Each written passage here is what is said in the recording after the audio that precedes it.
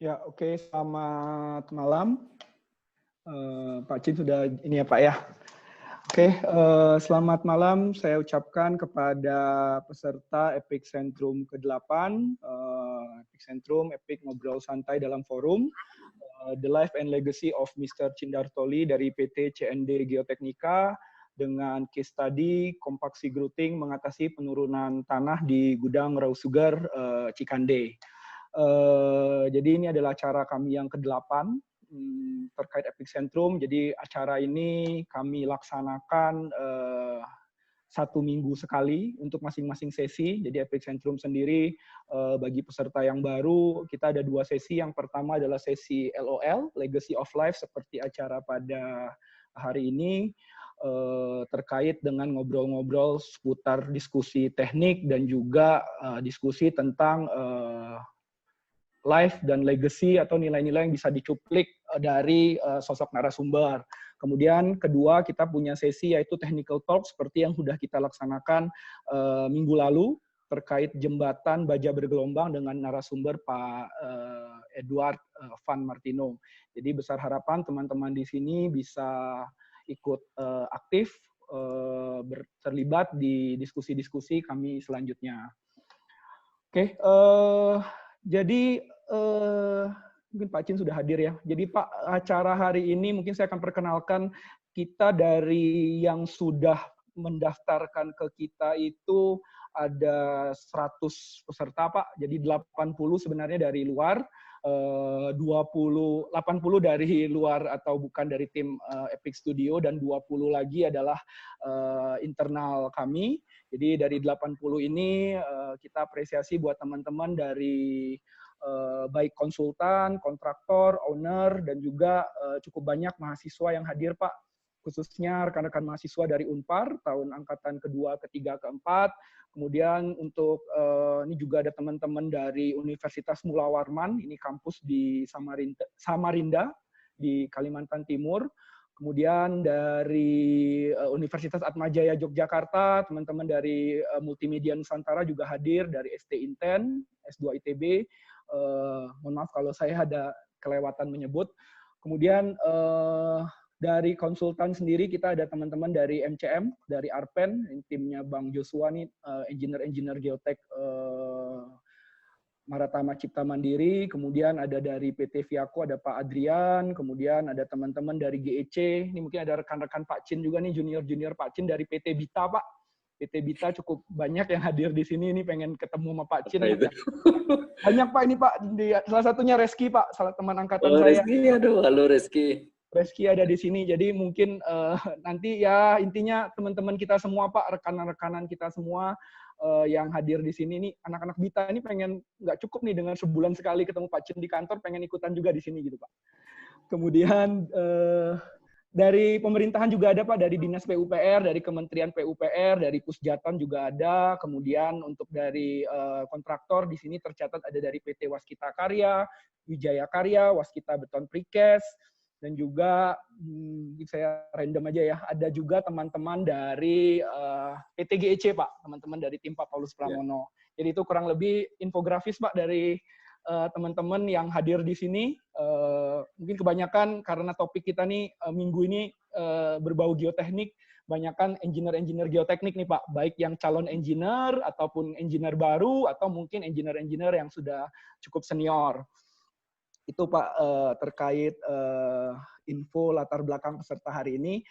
Untuk peserta, jadi diskusi ini santai, namun saya akan seperti biasa akan membatasi, memberikan gambaran terkait peraturan selama diskusi, mungkin selama sesi tanya jawab, sesi diskusi, sesi paparan Pak Cindarto, kami mengharapkan kondisi mic tetap dalam keadaan mute. Untuk kamera mau nyala juga nggak masalah ya, mungkin mau dinyalain kameranya juga nggak apa-apa.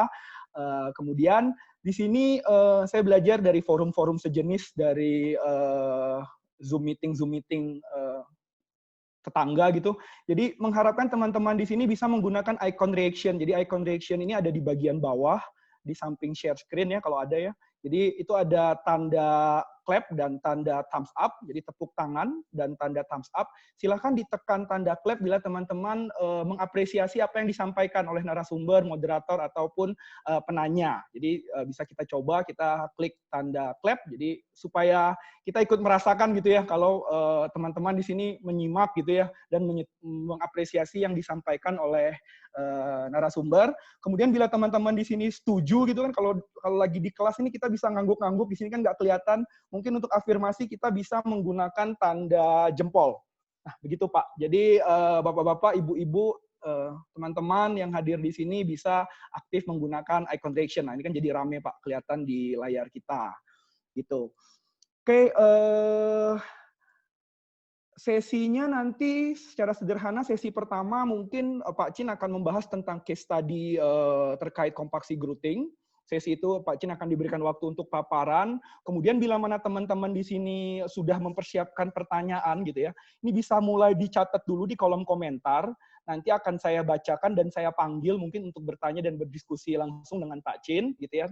Sesi itu nanti sesi tanya jawab kita selesaikan untuk case study compaction growing. Kemudian untuk sesi kedua, karena tema hari ini adalah legacy of life, nanti akan seputar perjalanan Pak Chin menjadi engineer. Ini mungkin yang seru ya bagi teman-teman mahasiswa atau engineer-engineer yang mungkin relatif masih muda, masih panjang perjalanannya. Itu akan ada di sesi kedua dan akan kita selesaikan pertanyaannya di bagian belakang. Oke, sebelum saya lebih lama lagi bicara, nanti diomelin sama Benny sama Pak Rocky nih, host hari ini. Jadi saya akan bacakan langsung Pak, mohon izin CV singkat atau perjalanan brief description dari Pak Cindartoli. Di catatan saya, Pak Cindartoli lahir di Kudus, menempuh pendidikan SMA Negeri 1 Kudus, Jawa Tengah, pendidikan S1 Teknik Sipil di ITENAS tahun 79 sampai 83. Ini salah satu peserta juga ada yang dari ITENAS, Pak. Kemudian menempuh pendidikan S2. Nah, ini kalau S1 Pak Chin ini Teknik Sipil, S2-nya ini geologi, Pak ya. Geologi di International Institute for Aerospace Survey and Earth Science, ITC Delft, di tahun 1990 sampai 1992. Kemudian kabar gembira, tahun lalu Pak Chin baru saja menyelesaikan program Doktor Geoteknik di tahun 2019. Pengalaman bekerja Pak Chin, pertama-tama sempat bekerja di Pusliban Pengairan, kemudian sempat juga bekerja di PTBA, Bukit Asam Coal Mine Development Project. Mungkin ini di Tanjung Ini Muara Enim, Pak ya, nanti koreksi saya jika salah.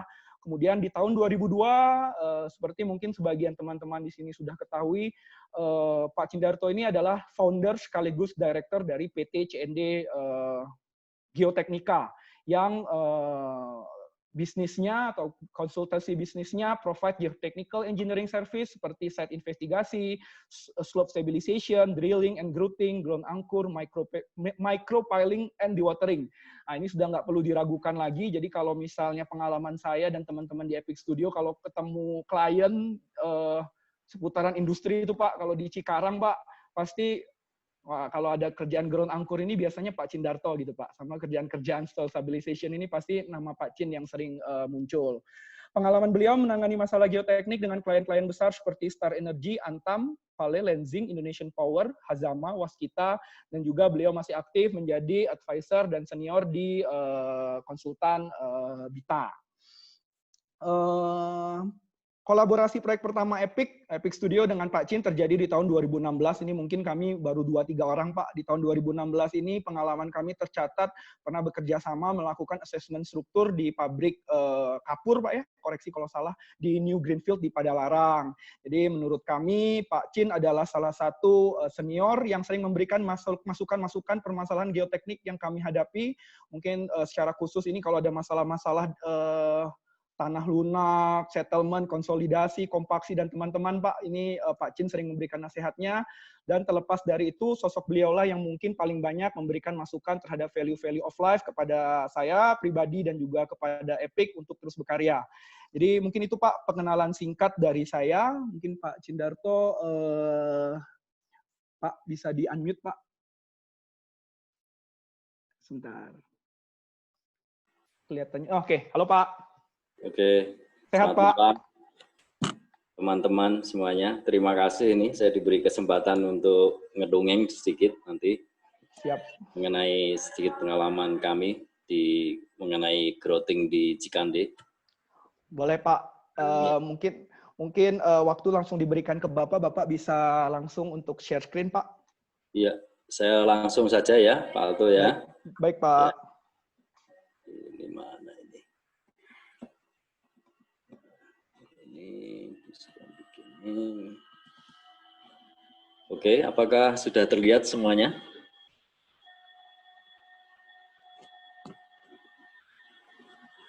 Oke, jadi pekerjaan ini kebetulan masih berjalan.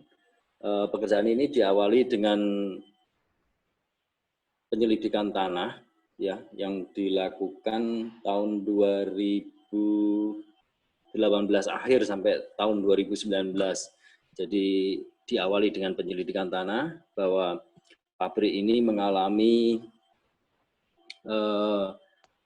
kerusakan-kerusakan di pabriknya.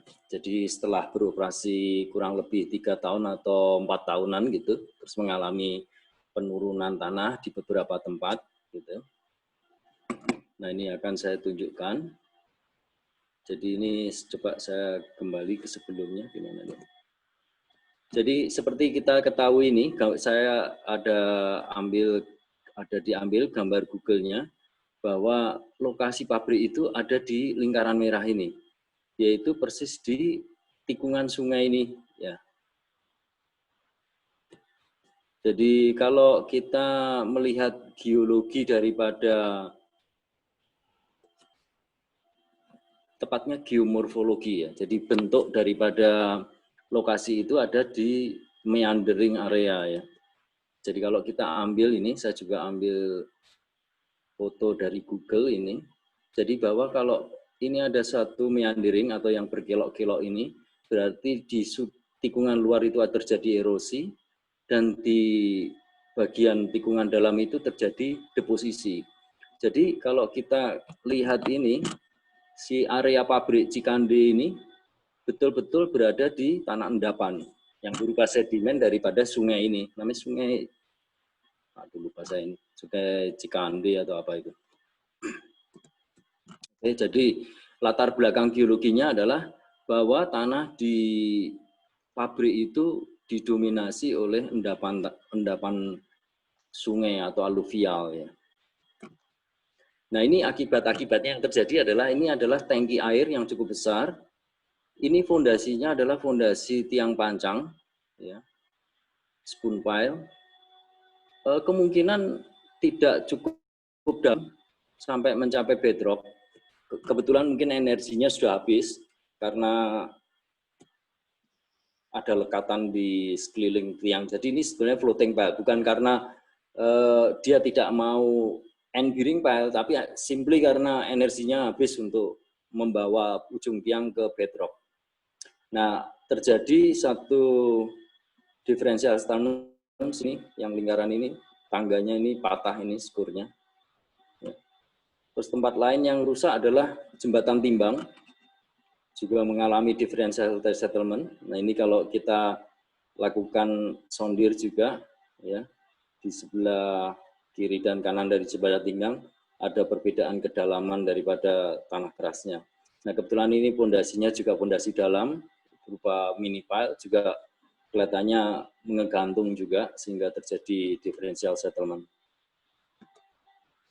Nah, ini adalah topik bahasan hari ini, yaitu pabrik ini adalah mendatangkan gula dari Thailand berupa gula kasar atau raw sugar yang seperti ini di belakang, warnanya kecoklatan. Dia datang seperti pasir, diangkut dengan truk, terus kemudian dicurahkan dari ini, daerah atap ini ada konveyor dan dicurahkan seperti ini. Ini tingginya sampai kira-kira 15 meter. Berat jenis si gula ini kira-kira 0,8, jadi 0,8 ton per meter kubik. Ini kira-kira kita berdiri dari ujung, terus kelihatan bahwa ini lantainya ini mengalami penurunan, ya, mengalami penurunan yang cukup dalam. Jadi di tengah-tengah sini ini kelihatannya antara 1 meter sampai 1,2 meter. Saya lanjutkan. Nah, kemudian ini adalah hasil penyelidikan tanah dari tahun 2019-2018 itu.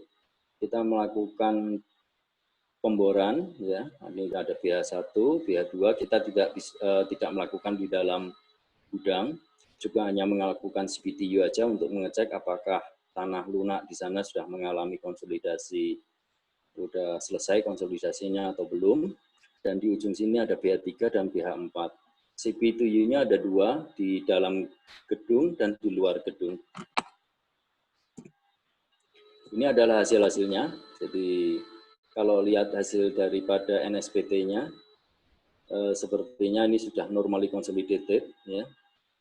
Dan ini hasil-hasil daripada kohesi dan sudut gesernya, hasil daripada pengujian triaksial.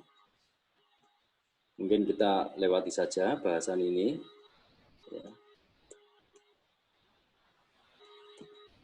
Nah, ini adalah hasil dari CPTU. Yang menarik adalah ini CPTU 1 yang ada di dalam gudang. Di sini terlihat kisehnya kira-kira di 1 MPa sampai cukup dalam, sampai kedalaman 17 meter ini. Tetapi kita cermati bahwa ternyata dia OCR-nya udah di atas 1. Jadi sebetulnya lapisan sampai 10 meter ini sudah, sampai 17 meter ini sudah terkonsolidasi ini oleh beban daripada beban si gula ini. Nah, ini adalah potongan memanjang dari raw sugar warehouse itu sendiri. Ternyata yang menarik adalah di sebelah kiri ini di BH1 dan ini yang di sebelah sana BH3 itu di sebelah kanan itu yang ujung sana, yang ini melintang memanjang gitu. Ternyata kedalaman tanah kerasnya berbeda jauh. Jadi inilah yang 7 sampai 20 meter ini endapan yang lebih awal, yaitu dia lunak ya, di bawah 10 ini SPT-nya. Dan setelah 20 meter dia mengalami sampai 40 meter, dia SPT-nya sekitar 20 atau sekitar 15 sampai 20. Baru kemudian di 40 meter betul-betul dia tanah keras. Nah, tadi seperti tangki tadi itu berhenti, pondasinya hanya berhenti di 30 meteran, antara 25 sampai 30. Jadi masih ngegantung di sini. Karena dia udah nggak mampu energinya untuk membenamkan tiang sampai kedalaman 40. Lain halnya dengan yang di sebelah kanan ini, di daerah BH3 dan BH4, karena tanah kerasnya relatif dangkal di 20 meter. Nah, ini yang menarik di warehouse ini tadi, persis di perbatasan ini, di tengah-tengah bentang daripada warehouse itu, karena ada perbedaan kedalaman tanah keras, ya, otomatis perbedaan kekakuan pondasinya. Di sini bagian tengah itu kuda-kudanya rusak. Jadi betul-betul terbuka, sehingga pada waktu hujan, air hujan sampai masuk, sehingga dilakukan perbaikan-perbaikan. Ini mungkin saya bisa tunjukkan di gambar sebelumnya, di foto tadi.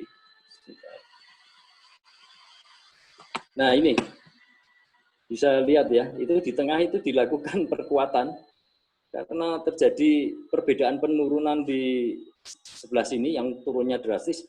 Yang sebelah sana itu, yang di arah BH3 dan BH4 di sebelah sana tidak mengalami kerusakan, kerusakannya relatif kecil. Jadi ini hanya setengah saja daripada warehouse itu yang mengalami kerusakan. Nah, itu terjawab dari hasil penyelidikan tanah ini, bahwa di daerah sini yang ternyata cukup dalam, yang di sini dangkal setengahnya lah kira-kira kedalaman tanah kerasnya. Nah, ini rekomendasi kami untuk itu. Jadi berdasarkan hasil pengujian CPTU, diketahui bahwa lapisan tanah telah selesai mengalami konsolidasi. Jadi OCR-nya lebih besar 1. Itu ditunjukkan dari BQ value-nya di lebih kecil 1. Penurunan yang masih akan terjadi hanya penurunan sekunder yang relatif kecil. Namun, deformasi vertikal masih akan tetap terjadi akibat beban raw sugar yang kadang ada dan kadang tidak ada. Jadi ini masalah deformasi elastik yang berlanjut terus-menerus. Gitu. Deformasi yang terjadi adalah akibat daya dukung tanah yang tidak memadai, plastic failure, tanah mendesak tunnel. Jadi di samping-samping itu ada tunnel. Di samping warehouse itu ada tunnel di mana gula itu nanti dibawa ke area proses. Tunnelnya sudah terdeformasi cukup parah sih hari ini. Rekomendasi berupa perbaikan tanah agar daya dukung meningkat dengan sementasi grouting. Jadi pada awal mulanya dari tim pemelihara pabrik gula ini menyarankan dilakukan dengan cerucuk ya, cerucuknya pakai mini pile gitu, apa itu? Jadi suspended slab gitu. Jadi nanti si gudang itu akan ditutup, terus dilakukan pembongkaran lantai yang ada, kemudian dilakukan pemancangan mini pile gitu. Mungkin dia cuman sekarang melihat kedalamannya yang cukup drastis itu 20 meter gitu. Kemudian dilakukan penimbunan kembali dan pengecoran kembali. Dan kalau itu dijalankan, prosesnya cukup lama dan biayanya cukup besar. Gudang ini ukurannya kira-kira 150 meter kali 50 meter. Jadi kalau setengahnya itu sekitar 75 kali 50 gitu. Lalu kami menyarankan metode grouting yang dilaksanakan, ya. Material yang diperlukan itu adalah semen yang banyak beredar di pasaran.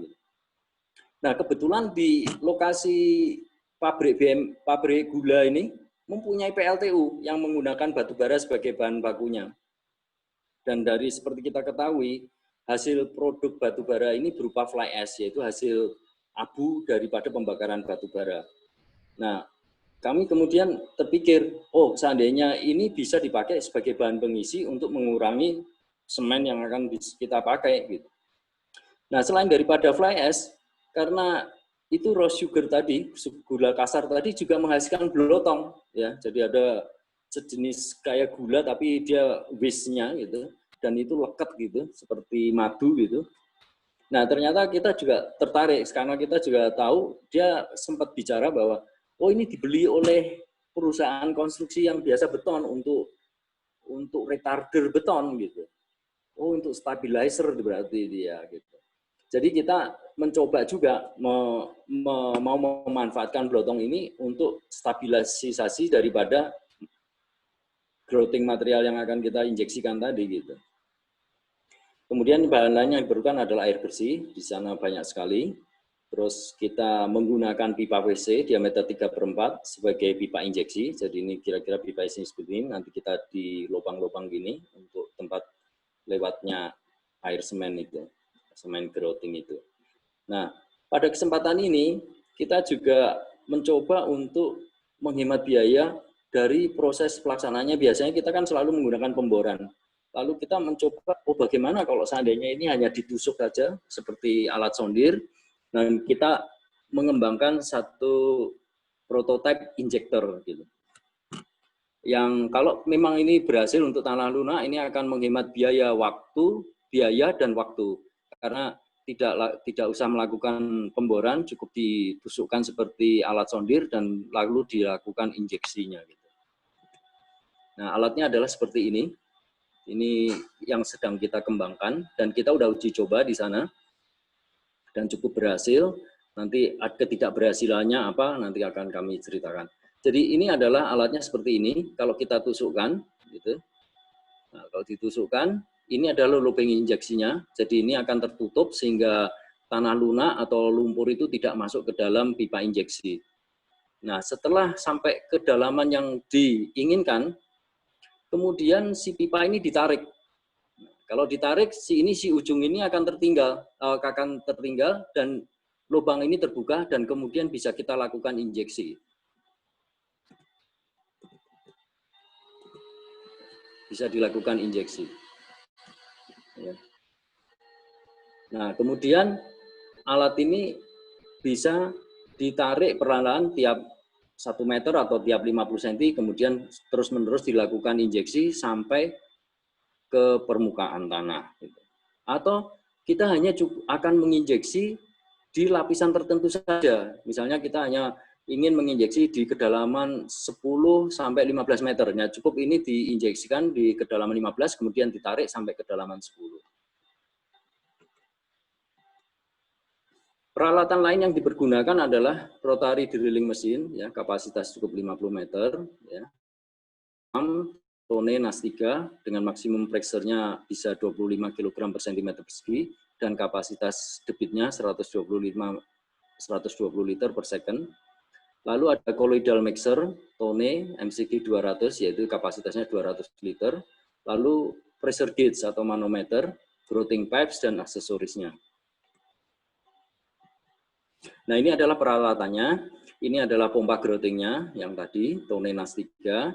Ini adalah colloidal mixernya, Tone MCG 200. Nah, ini adalah contoh daripada mesin bornya. Saya kira teman-teman sudah familiar dengan mesin bor yang seperti ini, yang biasa digunakan untuk penyelidikan tanah. Nah, ini adalah tahapan pekerjaan grouting yang dilakukan, yaitu pertama persiapan lahan, persiapan material, penentuan titik, ya, kemudian pemboran, pemasangan packer, grouting, terus dilakukan check hole, apabila perlu dilakukan additional hole dan selesai. Nah, tahapannya seperti ini. Jadi yang kita sepakati akan kita grouting adalah di 18 meter tadi. Ya, jadi tidak 20 meter tadi, 20 meter kan kurang lebih 20 meter, tapi sebetulnya tanah lunaknya ada lapisan yang di 18 meter itu saja. Nah, kita bagi 3 stage. Ya.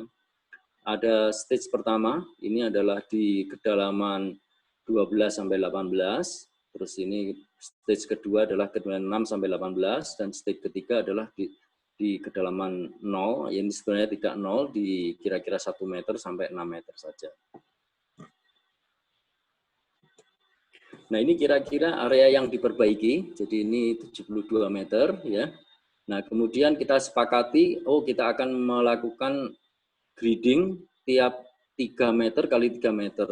Jadi ini adalah lebar warehouse tadi yang saya sampaikan tadi, 50 kali 150. Area inilah yang mengalami penurunan karena kedalaman tanah lunaknya sampai 40 meter, sedangkan di sini hanya 20 meter.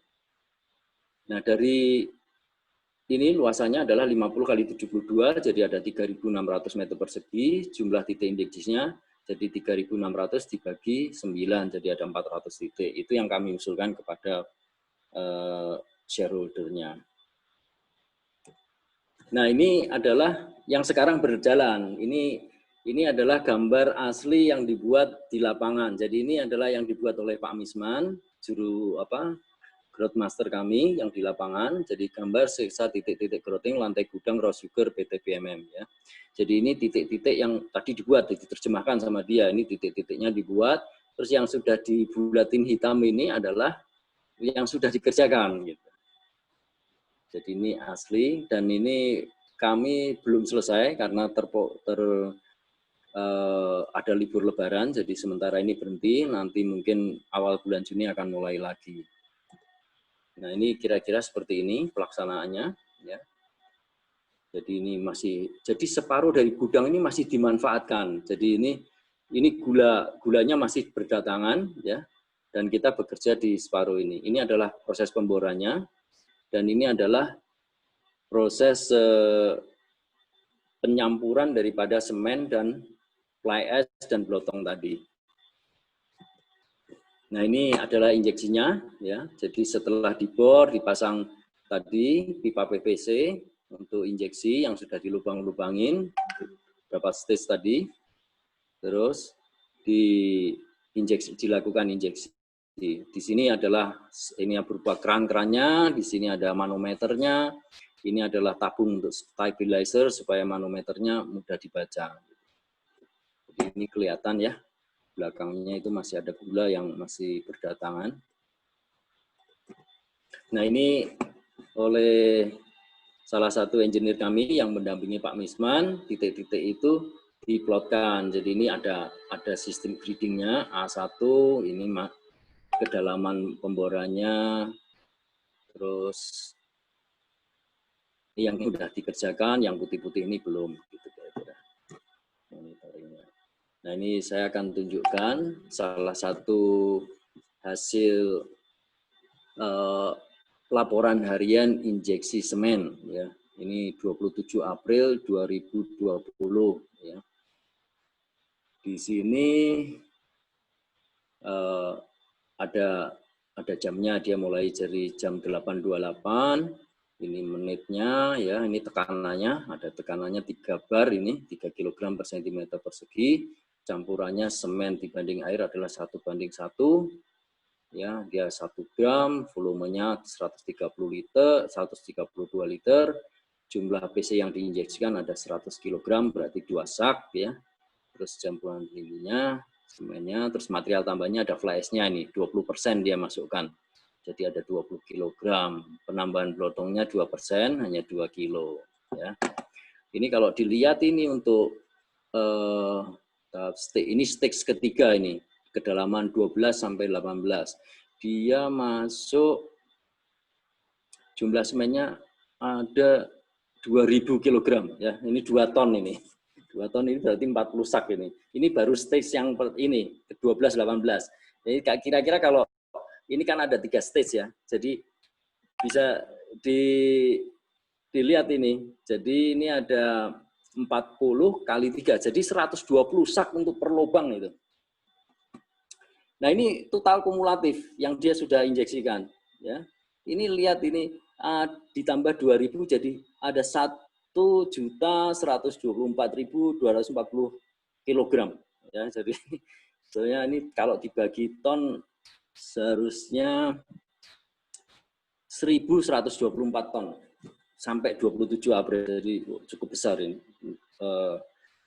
Kita bisa bayangkan 120 sak itu hampir 1 truk itu masuk dalam 1 lubang untuk 18 meter itu. Jadi sampai hari ini kita sudah menyelesaikan kira-kira 275 titik. Jadi 26.000 sak kalau nggak salah kita itu sudah menginjeksikan. Nah, ini hasilnya. Nah, ini bisa total sak ini 26.585 sak ini, ya, yang sudah diinjeksikan. Nah, ini kumulatif, kita selalu diminta melaporkan titik ini masuk berapa, ini ada jumlah saknya ini.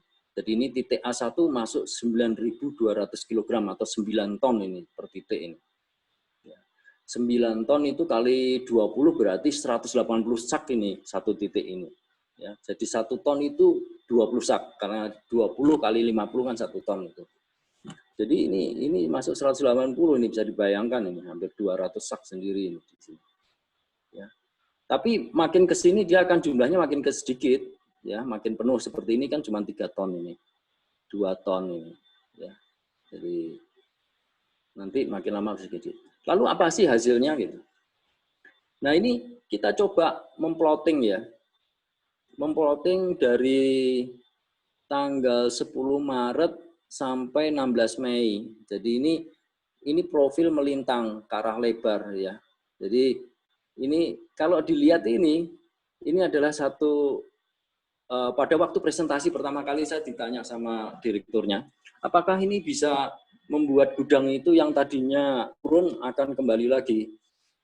Saya bilang saya kemungkinan ada kembali, tapi saya tidak menjanjikan untuk kembali seperti semula. Gitu. Tapi kita boleh amati nanti sama-sama. Dan ini adalah hasil pengamatan kita, ya. Jadi ini kalau lihat ini dari 10 Maret, ya, yang paling tengah ini kan ini paling dalam nih, paling tengah ini, ya, dia sudah naik dari 37,5 menjadi kira-kira 22,5, ya mungkin sekitar 15 cm dia sudah naik. Gitu. Jadi ada rebound daripada permukaan gudang ini. Saya nggak tahu nanti ini masih berjalan, apakah nanti bisa kembali lagi ke 0 ini atau tidak. Gitu. Nah, ini titik profil E, malah ada yang sudah melebihi titik 0, ya. Ini ada yang tadinya minus 40 cm, gitu ya. Nah, ini sudah naik menjadi 20. Ini ada 20 cm dia naik. Ya, sampai dari bulan Maret sampai ke 16 bulan Mei ini ada 20 cm dia naik. Jadi semen itu dan fly ash itu mendorong lantai ini ke atas. Nah ini pada waktu presentasi, jadi presentasi ini adalah presentasi waktu kita mengusulkan pekerjaan grouting untuk grosir bergudang. Ini adalah contoh-contoh pekerjaan grouting yang pernah kami lakukan. Ya. Jadi ini mungkin untuk sekedar cerita, ini adalah di daerah Kerawang, apa itu namanya, Kerawang Industrial Estate itu, ya. Itu jalannya turun, tapi ini ternyata kita hanya memperbaiki sagritnya aja, ternyata ini grouting ini tidak bisa menghentikan longsoran yang jauh lebih besar. Akhirnya jalan ini diganti, ya, diperbaiki, karena ini di sebelah sini adalah saluran Kalimalang, rupanya ada kebocoran pipa gorong-gorong yang di sini untuk pengairan. Jadi si gorong-gorong itu pecah sehingga menyebabkan longsoran, dan pada awal mulanya diperkirakan sabritnya ini turun karena ada tanah lunak itu dan dilakukan grouting, tapi ternyata setelah kita mengenali pipa injeksi ini pada putus, saya sampaikan, oh ini sebenarnya suatu longsoran, bukan masalah subgrid, dan kemudian diperbaiki berdasarkan longsoran itu. Kalau ini adalah perbaikan, ini adalah perbaikan pondasi kompresor untuk PLTG di Palembang, itu juga tanah lunak, ini mengalami penurunan pondasinya, kemudian kita perbaiki tanah lunaknya, baru beroperasi 1 bulan dan mengalami penurunan ini. Kalau ini yang di bawah ini rumah ini perumahan di daerah Padalarang, timbunannya jelek di atas timbunan, kemudian rumahnya retak-retak dan mengalami penurunan, ini di dalam rumah kita mengajarkan. Ya ini cukup banyak. Kalau di sini kita tidak campur dengan fly ash, tapi kita campur dengan abu batu kapur. Kalau orang Sunda ngomong apa itu mil gitu ya, yang digunakan untuk muster tembok itu. Jadi kita campur supaya lebih ekonomis gitu, dan ini dilakukan. Ini semennya. Jadi biasanya kami semen itu disediakan oleh pemberi tugas. Demikian juga di PTBM di Cikande ini juga baik fly ash, blotong, semen disediakan oleh pemberi tugas. Kendala kami di lapangan adalah karena kebutuhan semen yang luar biasa itu, kadang-kadang kita tersendat karena kehabisan semen. Jadi itu kenapa sehingga waktunya menjadi agak molor gitu. Karena mereka kewalahan mendatangkan semen. Kalau bisa dibayangkan untuk satu lubang itu 1 DO semen, itu 1 truk semen yang datang. Jadi tiap hari datang, padahal kita ada 3 mesin bor, kita bisa melakukan injeksi 5, berarti harus 5 truk minimal itu harus datang itu semen. Jadi cukup kewalahan itu pabrik mendatangkan semen untuk kami. Kira-kira seperti itu Pak Alto, sekiranya ada kurang lebihnya mohon dimaklumi, dan kalau ada pertanyaan mungkin bisa kami jawab. Baik, terima kasih Pak Chin untuk presentasinya. Mungkin kita bisa sama-sama berikan apresiasi dengan clap reaction. Di tempat saya sudah ada beberapa pertanyaan yang masuk, Pak. Mungkin saya akan bacakan, nanti Pak Chin silakan tanggapin dan juga bisa berdiskusi langsung. Ini pertanyaan pertama, Pak Chin, dari Pak Pahuzan Nasution, ini dari Waskita Karya, Pak. Saya punya kasus plat injak jembatan yang retak melintang. Ini mungkin kasusnya beda Pak, tapi metodenya sama Pak. Saya punya kasus plat injak jembatan yang retak melintang, kemudian diinjeksi dengan material grouting. Tetapi setelah diperbaiki, penurunan masih berlanjut. Saran Pak Li, Pak Chin maksudnya, untuk kasus ini tahapan perbaikan apa saja Pak yang harus kami lakukan dan metode seperti apa Pak kira-kira? Gitu Pak Chin.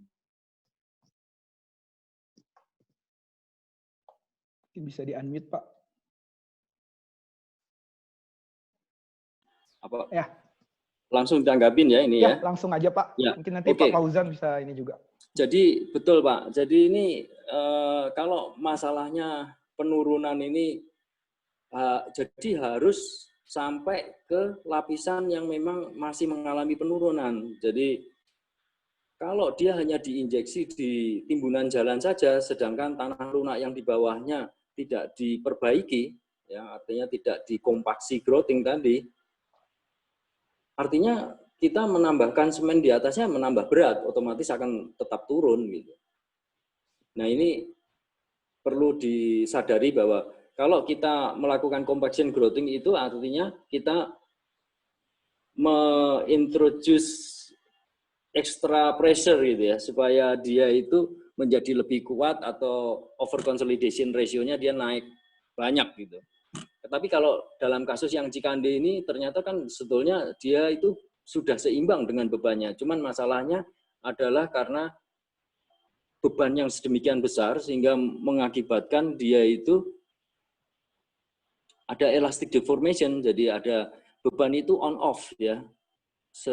Dalam sebulan itu mungkin 2 kali, ada maksimum, ada minimum, jadi deformasinya berkelanjutan gitu.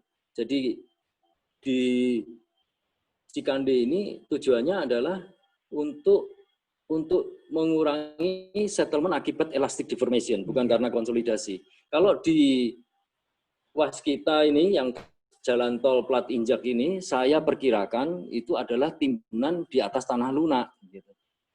Jadi kalau yang diperbaiki hanya timbunannya saja, gitu, yang mungkin kurang bagus atau hanya di sebatas timbunan saja, kemungkinan malah menambah berat daripada timbunan itu, sehingga tanah di bawahnya malah menjadi lebih mendapat beban tambahan sehingga berkonsolidasi lagi gitu. Jadi itu harus diperbaiki sampai ke tanah yang memang cukup kompeten sehingga semuanya tidak akan turun lagi gitu Pak. Kira-kira itu jawaban saya. Mungkin Pak Huzan bisa unmute Pak dan ada tanggapan Pak Huzan.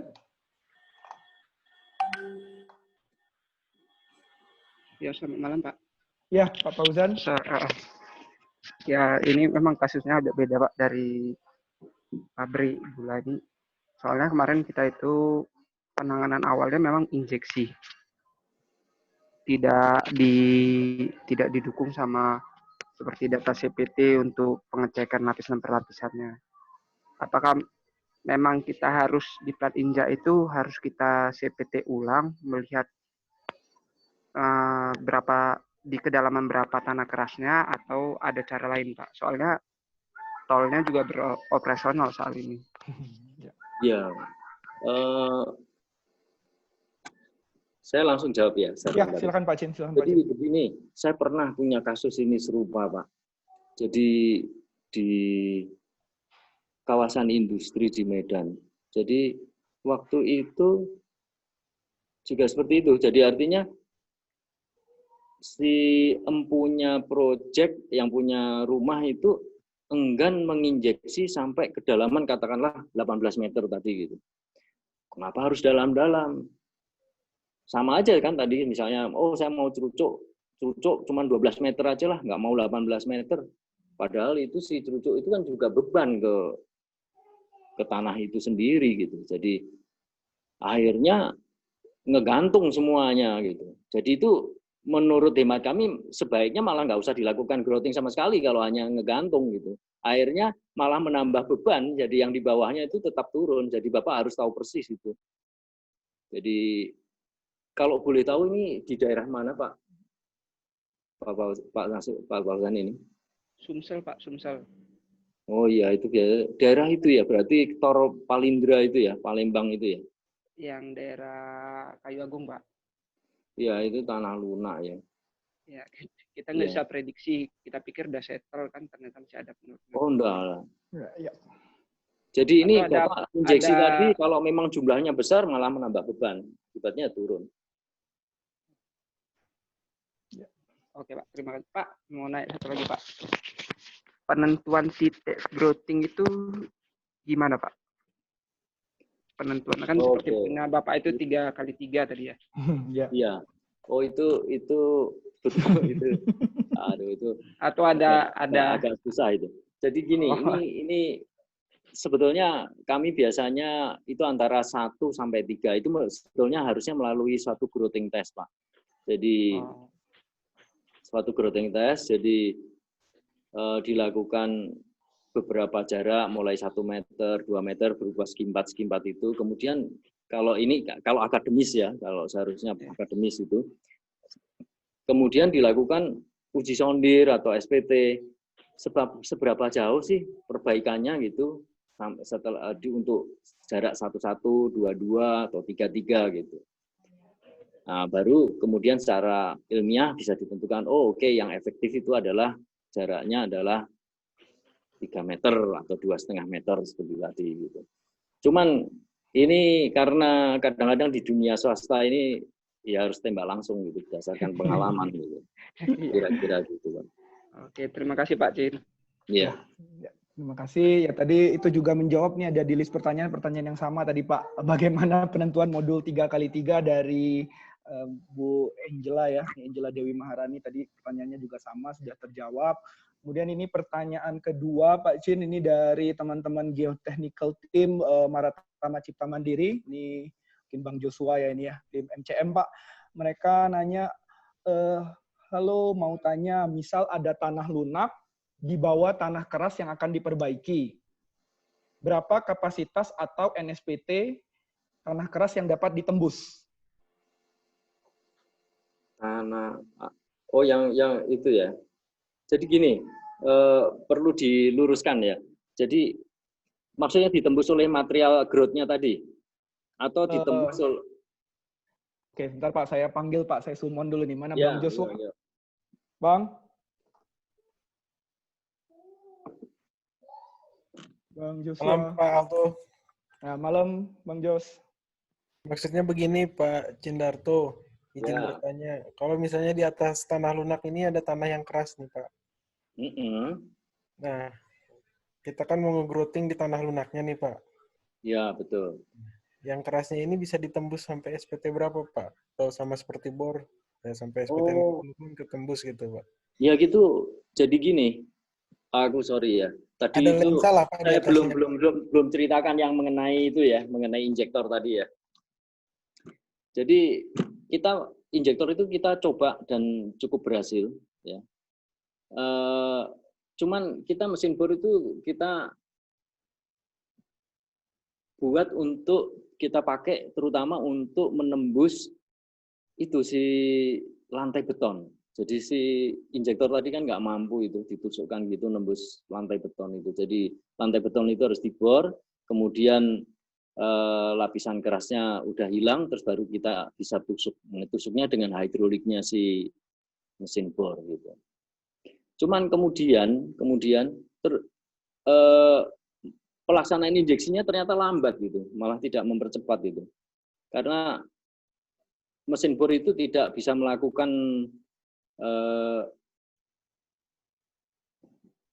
operasinya, dia tidak bisa pindah sebelum itu selesai growthing semua. Jadi kemudian kita akhirnya tapi injektor itu udah sekian puluh titik itu cukup berhasil ya, sampai menginjeksi cukup banyak gitu. Jadi injektor ini sangat bermanfaat nanti kalau untuk di daerah rawa-rawa, tanah lunak yang akan diperbaiki untuk misalnya ada suatu longsoran, bidang longsornya udah tahu persis, kita bisa injeksi di titik yang di level mana yang akan di growthing itu bisa gitu. Jadi kemarin itu akhirnya ada dua metode yang kita aplikasikan, yaitu dengan memasang PVC ya, dengan yang 3 stage tadi, juga dengan injektor tadi gitu.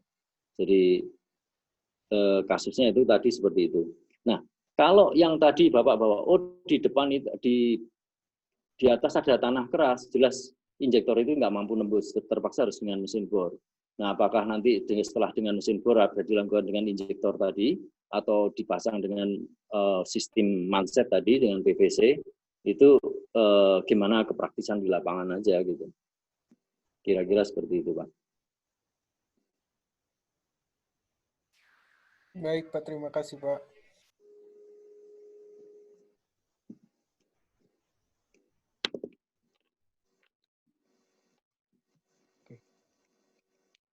sorry Pak.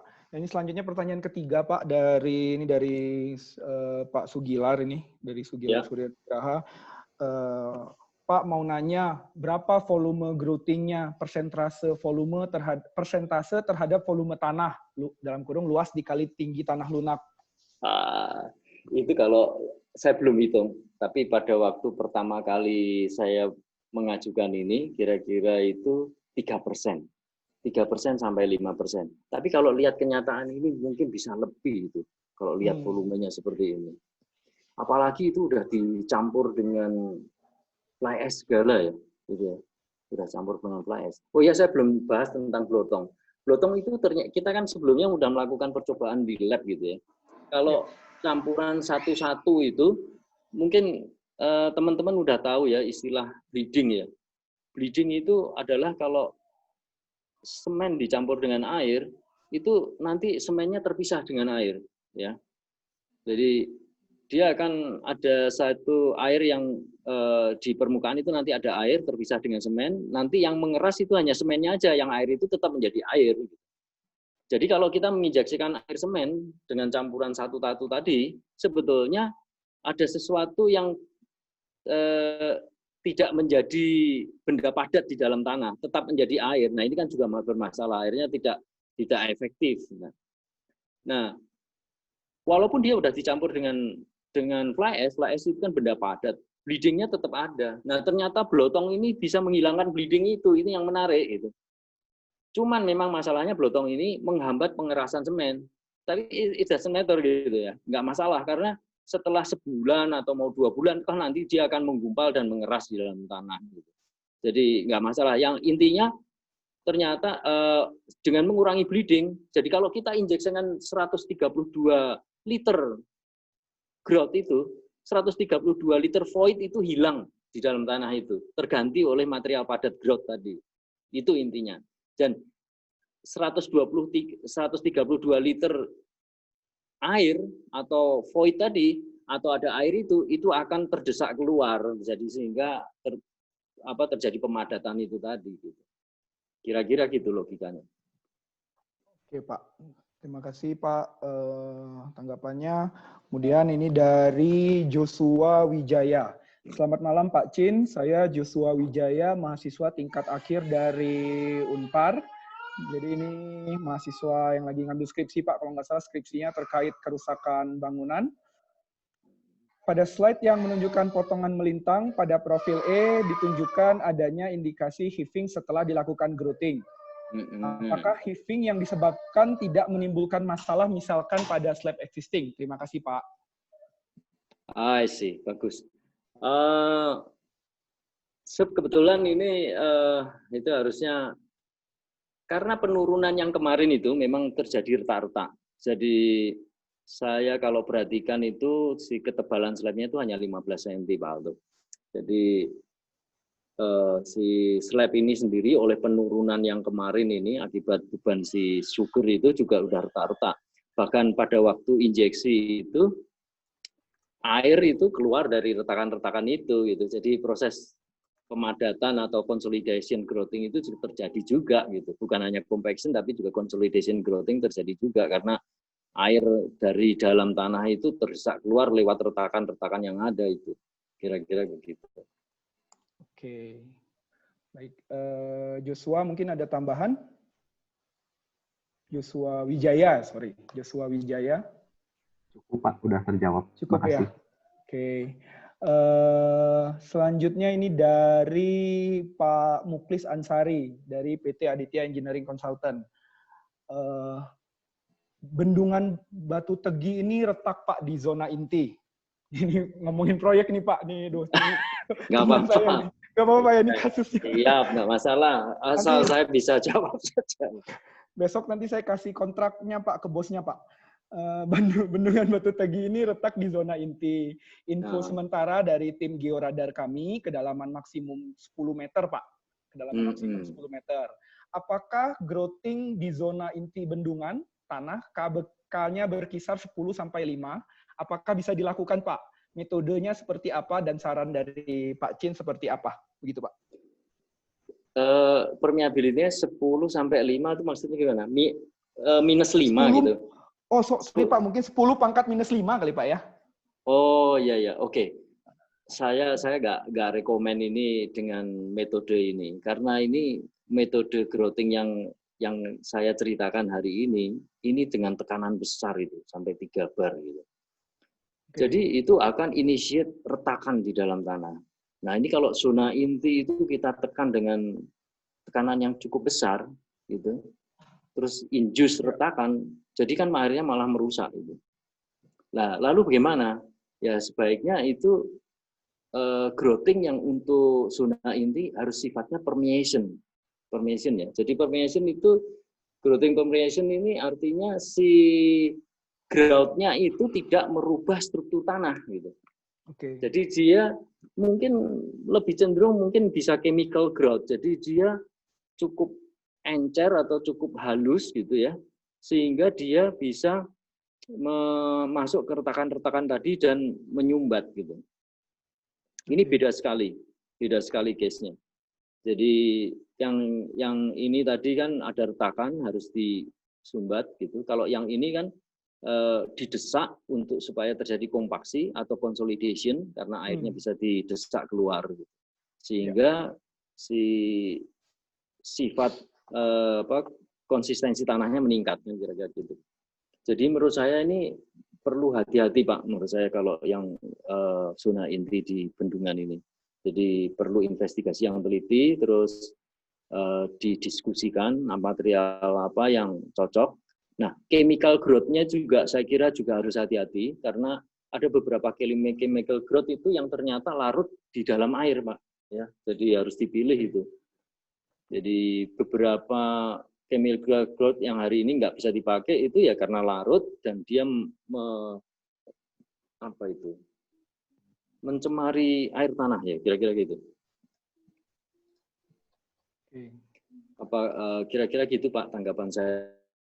Baik, Pak Muklis mungkin ada tanggapan Pak. Jadi tadi lebar retakannya tambahan itu 5-10 cm gitu Pak. Pak Muklis cukup ya, Pak? Makasih Pak, cukup Pak. Ya, terima kasih Pak Muklis. Selanjutnya, ini mungkin tambahan Pak dari teman-teman geotechnical tim MCM kembali. Dengan banyaknya semen, bagaimana Pak kira-kira perbandingan biaya dibandingkan dengan mini pile atau cerucuk Pak? Ya, sejauh ini karena terus terang aja pada awal mulanya kami perkirakan per titik itu maksimum 90 sak Pak Alto. Tapi ternyata ini hampir 2 kali lipat ya. Tapi ya sebetulnya nanti setelah selesai baru kita bisa bicara bahwa oh rata-rata per titik itu masuk berapa sak gitu.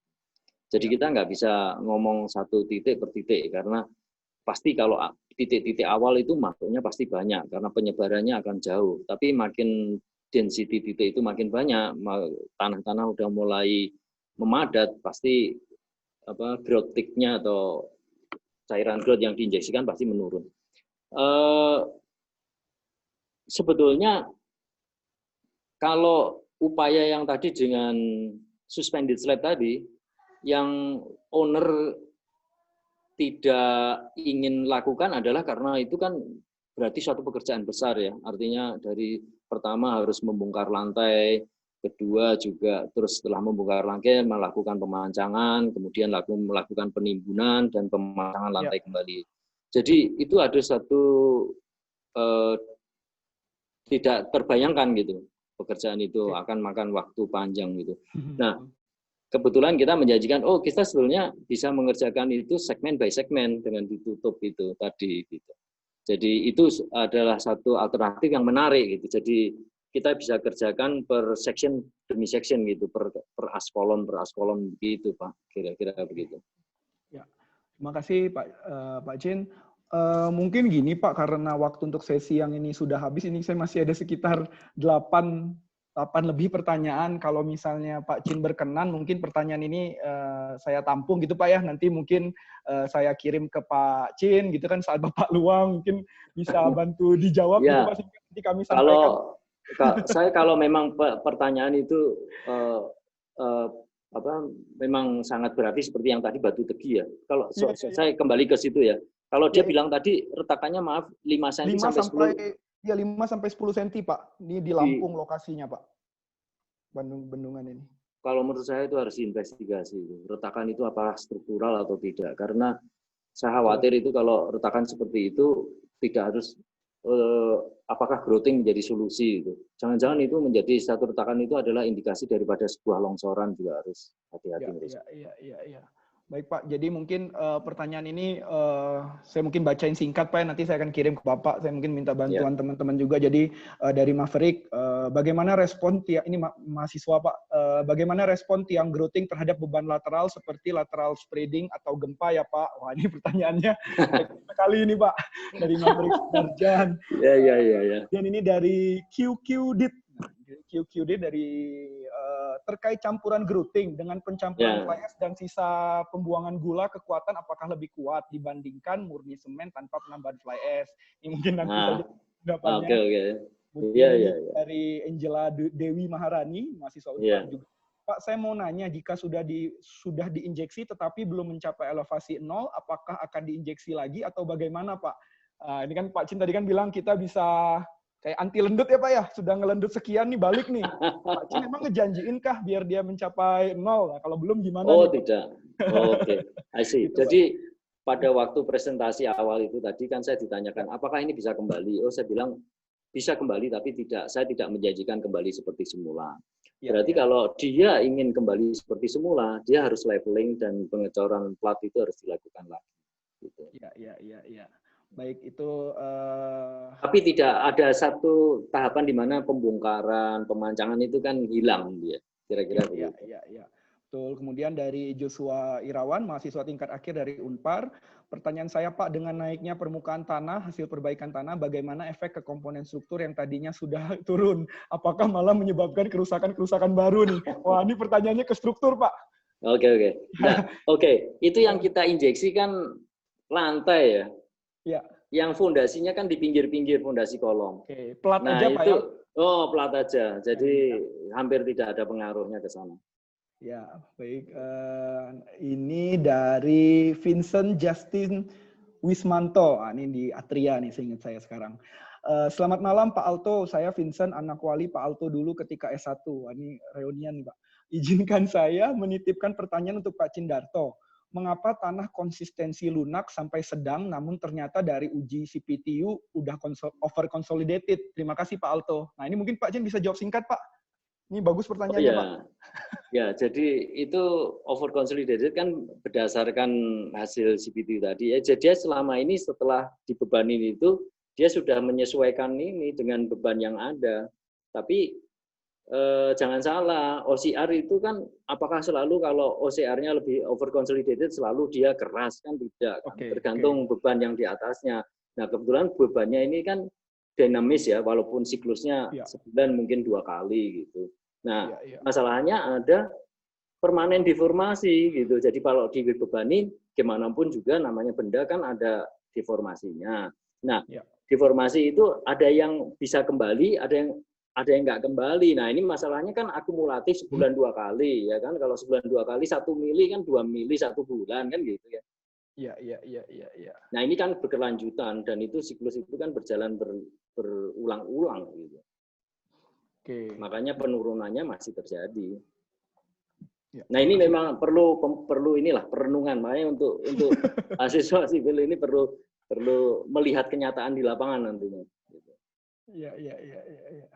Baik Pak, kemudian ini dari Yohanes Albrecht, saya mau tanya ke Pak Cindarto tentang peraturan Pak, apakah ada peraturan pemerintah yang mengatur dampak negatif penggunaan semen yang masif untuk growing Pak? Wah ini dari tim Greenpeace ini Pak. Wah bener, sebetulnya kalau semen sih nggak masalah ya. Fly ash-nya ya Pak? Fly ash-nya sebetulnya masalah. Cuman saya waktu itu sudah sampaikan, fly ash ini memang limbah, tapi saya kembalikan kalau ke pabrik itu, ya. Tapi menurut saya ini fly ash itu biasanya dipakai untuk campuran beton hari ini, betul nggak? Iya. Ya sampai itu semennya sendiri disebut PPC, ya kan? Komposit ya, PC komposit ya, atau pozzolanic Portland semen. Nah itu sebenarnya dicampur oleh fly ash juga sebetulnya si semen ini. Jadi si semen ini juga sebenarnya udah campuran fly ash, terus kita campur fly ash lagi. Dan hari ini kalau kita beli beton ready mix, kita bisa minta fly ash lebih murah harganya atau non fly ash gitu. Biasanya selisih 100.000 atau 50.000 gitu per kubiknya. Nah, fly ash itu memang ya sisa pembakaran semen itu sendiri. Pada waktu produksi semen dibakar oleh batu bara, produk fly ash-nya dicampur lagi ke semen. Kebetulan memang pozzolanik. Siap. Kira-kira gitu. Baik Pak, mungkin ini dari Pak Frans, ini terakhir Pak. Saya Frans dari mahasiswa tingkat akhir Unpar. Saya ingin bertanya kepada Bapak, apakah Bapak dan tim lainnya memperhitungkan emisi CO2 yang dihasilkan oleh berton-ton semen yang telah dilakukan? Saya paham Pak, ini mungkin Francisco Wiwarsono ini lagi studi terkait ini Pak, kan lagi green building Pak. Nah, jadi mereka ini lagi punya concern ke emisi CO2-nya nih gimana nih Pak, gitu mungkin. Kebetulan kalau emisi CO2 kita nggak ada ya, karena kita kebetulan untuk operasional grouting ini semua kita menggunakan motor listrik gitu. Oke. Jadi listriknya diberikan oleh pabrik ya.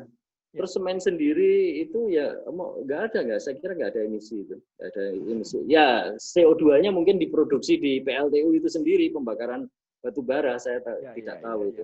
Ya kira-kira.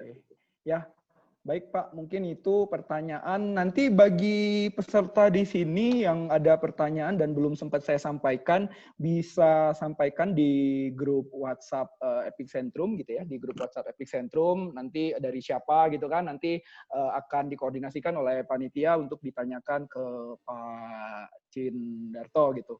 Ini salah satunya tadi yang dari yang Batu Tegi tadi Pak, ada juga pertanyaan tambahan gitu kan.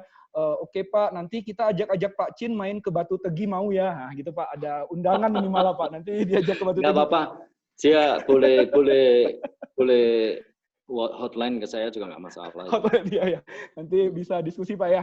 Itu terkait pertanyaan-pertanyaan di sesi 1. Jadi mungkin saya langsung lanjut Pak. Jadi di sini saya dan tim penyelenggara Epicentrum untuk Legacy of Life ini seperti dibahas di awal, kita menyiapkan beberapa pertanyaan Pak. Ini mungkin ya agak tidak terlalu teknis, mungkin sasarannya ini tidak terlalu teknis seperti pertanyaan yang ada di sesi 1.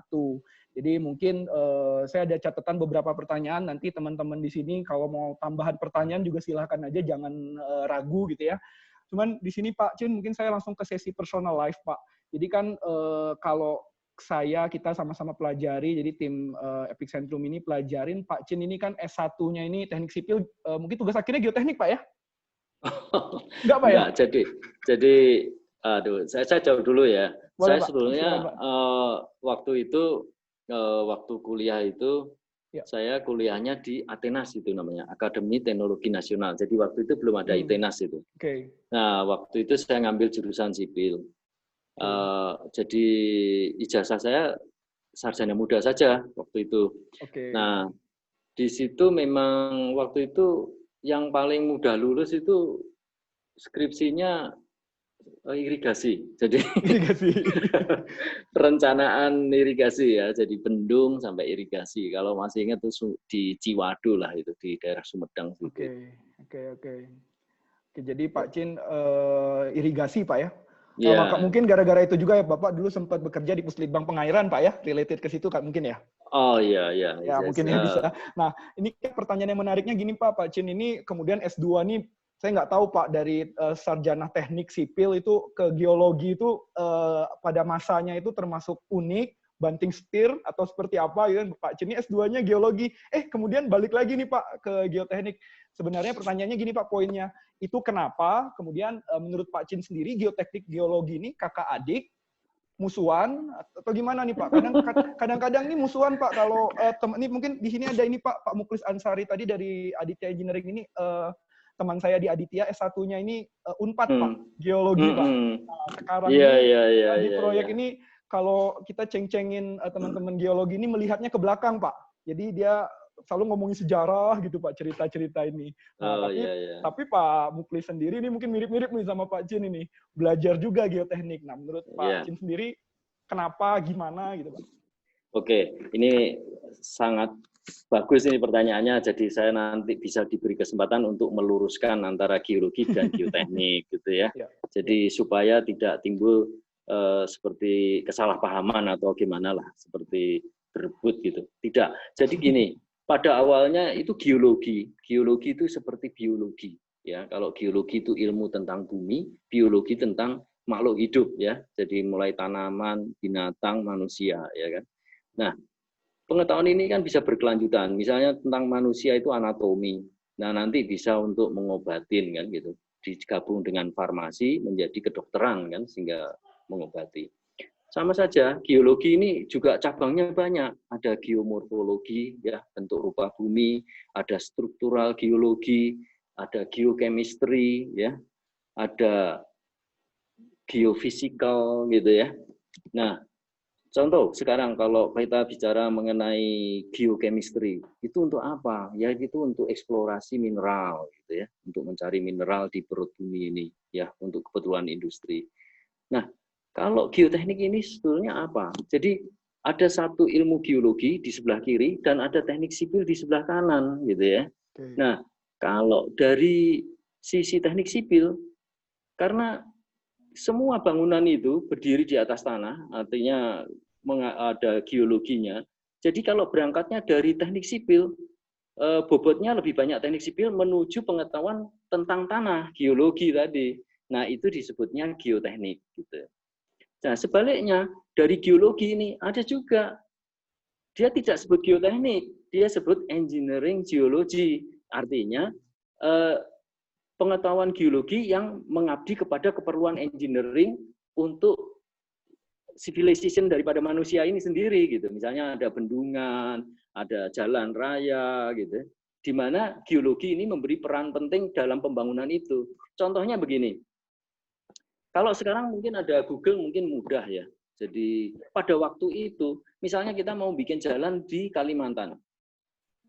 Padahal kita nggak tahu, misalnya di daerah Kalimantan Selatan atau di daerah Balikpapan, itu nggak ada batu loh. Ya, di sana tidak ada batu. Nah, itu bisa kelihatan dari foto udara itu, dari geomorfologi kita tahu, oh di sini tuh nggak ada batu, gitu.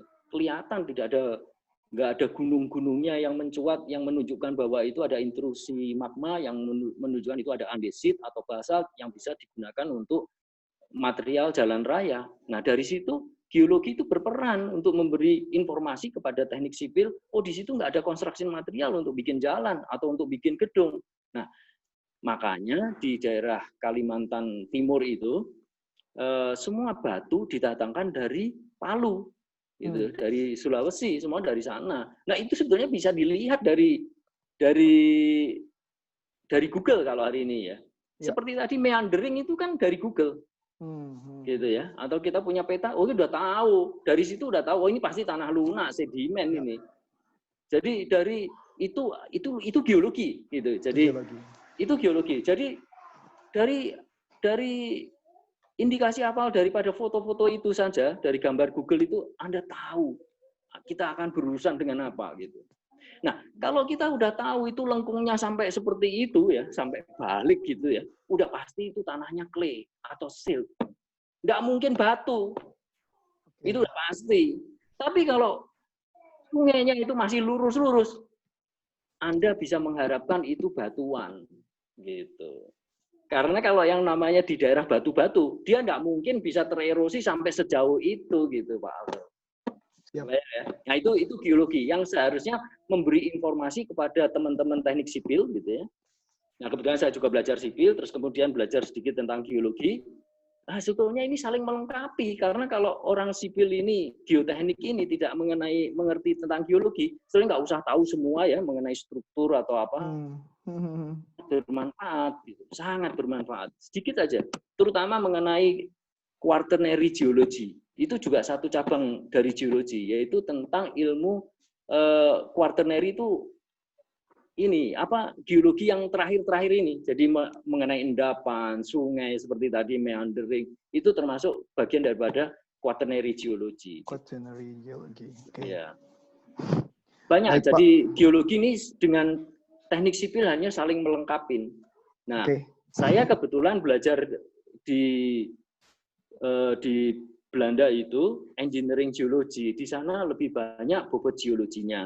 Tapi juga diberi pengetahuan tekniknya, ada teknik fondasi juga ada. Nah, di Unpar kita belajar geoteknik. Di sana bobot teknik sipilnya banyak, perhitungannya yang banyak, program-program komputernya banyak. Tapi tetap kalau kita tahu asal muasal daripada material itu apa, kita akan lebih menang di situ, gitu ya. Akan lebih komprehensif pengetahuan kita, gitu. Kira-kira gitu. Jadi seharusnya tidak berseberangan, sebenarnya harusnya support menjadi satu, saling support. Gitu. Kira-kira gitu jawaban saya, Pak. Oke Pak, mungkin ini jadi semangat juga nih buat teman-teman yang mau belajar geologi atau sebaliknya teman-teman geologi yang ingin belajar geoteknik, saling mensupport gitu Pak ya. Kemudian ini Pak, mungkin saya langsung lompat ke pertanyaan S2 di Delft seperti apa Pak rasanya Pak waktu S2 geologi di zaman itu Pak, itu tahun 90 Pak ya? Ya, 90 sampai 92. Itu kan internet susah Pak. Oke. Saya bisa cerita. Ini sebenarnya kursus bagus sekali. Kursus bagus sekali. Jadi kalau Pak Alto tahu, jadi sebelumnya itu yang dikirim biasanya Belanda ini menerima mahasiswa-mahasiswa dari PU yang biasanya dari hidrolika, ya kebanyakan orang-orang pengairan yang dikirim sana, yaitu di Institute of Hydraulic Engineering, ya itu ada Pak Suryadi yang dari Unpar dulu, sekarang menjadi pengajar di sana. Ya, saya tahu Pak. Nah, kelihatannya kursus ini memang didesain khusus untuk negara berkembang. Gitu. Jadi pengajar-pengajar yang di sana itu diwajibkan dosen-dosennya itu pernah bertugas di negara berkembang, ya. Jadi entah dari Afrika, entah di Tunisia, entah di Indonesia, di India, mereka harus punya pengalaman itu. Dan dosen-dosen itu diizinkan untuk cuti 1 tahun atau 2 tahun meninggalkan kampus untuk bekerja dengan World Bank atau dengan perusahaan apa di Belanda itu untuk ke negara berkembang. Jadi saya melihat kursus-kursus yang mereka berikan, saya ini jujur aja, tidak ada yang tidak terpakai. Menarik sekali. Saya dapat construction material, saya dapat geophysical, semuanya kepake. Ya, jadi mengenai refraksi, mengenai magnetometer, entar gravitimeter, resistivity, itu diajarin semua. Walaupun tidak lengkap ya, kita bisa mencari sendiri di buku-buku itu, tapi itu lengkap sekali. Apa yang mereka ajarkan itu memang tidak dalam, tapi betul-betul benar-benar didesain untuk negara berkembang itu, ya sehingga bisa memberi masukan. Oh ini loh, Anda ketemu ini, Anda ketemu ini seperti ini gitu. Nah, saya nggak tahu ya dengan teman-teman yang lain, tapi bagi saya sendiri pelajaran yang diberikan di sana itu hampir semua tidak ada yang hampir semuanya kepake. Itu betul-betul saya surprise itu. Ya, baik Pak. Jadi kursusnya hampir semua kepakai. Jadi mungkin pertanyaan selanjutnya masih seputar pendidikan ini Pak. Kita kan tahu Pak Chin ini kan 90-92 lulus S2 Pak ya. Kemudian di 2015 atau 2016 Pak ya, ambil gelar, ambil ini Pak, ambil doktor Pak. 2016. Oh iya, jadi setelah 20 tahun lah hampir. Ya, maksudnya setelah 20 tahun ini kan vakum Pak ya. Aduh, iya. 20 tahun kadang-kadang teman-teman di sini kalau udah kerja lulus S1 baru kerja setahun aja udah males Pak buka buku Pak. Ini apalagi banyak bos-bos di sini Pak, kalau sudah kerja 2 tahun udah kenal duit nih disuruh S2 nih males gitu Pak. Nah, kan Pak Chin ini CND sudah stabil di pasarnya, di marketnya sendiri gitu Pak. Kemudian di tahun ke 20 tahun Bapak gitu ya, mungkin 40 tahun hampir 40 tahun Pak ya, sebagai engineer mungkin gitu Pak ya. Bapak memutuskan 2016 untuk S3 itu kenapa Pak? Jadi gini, saya kira benar tadi seperti Pak Alto tadi sampaikan bahwa saya mengalami ya udah bosen, jenuh gitu ya. Terus satu hari saya itu mengikuti seminarnya Pak Paulus di Pasca Sarjana Merdeka itu, di Unpar Merdeka itu. Terus saya kok seneng gitu, jadi teringat kembali gitu. Jadi sebetulnya kejenuhan itu sudah menimpa saya gitu. Jadi sudah ini bagus ini.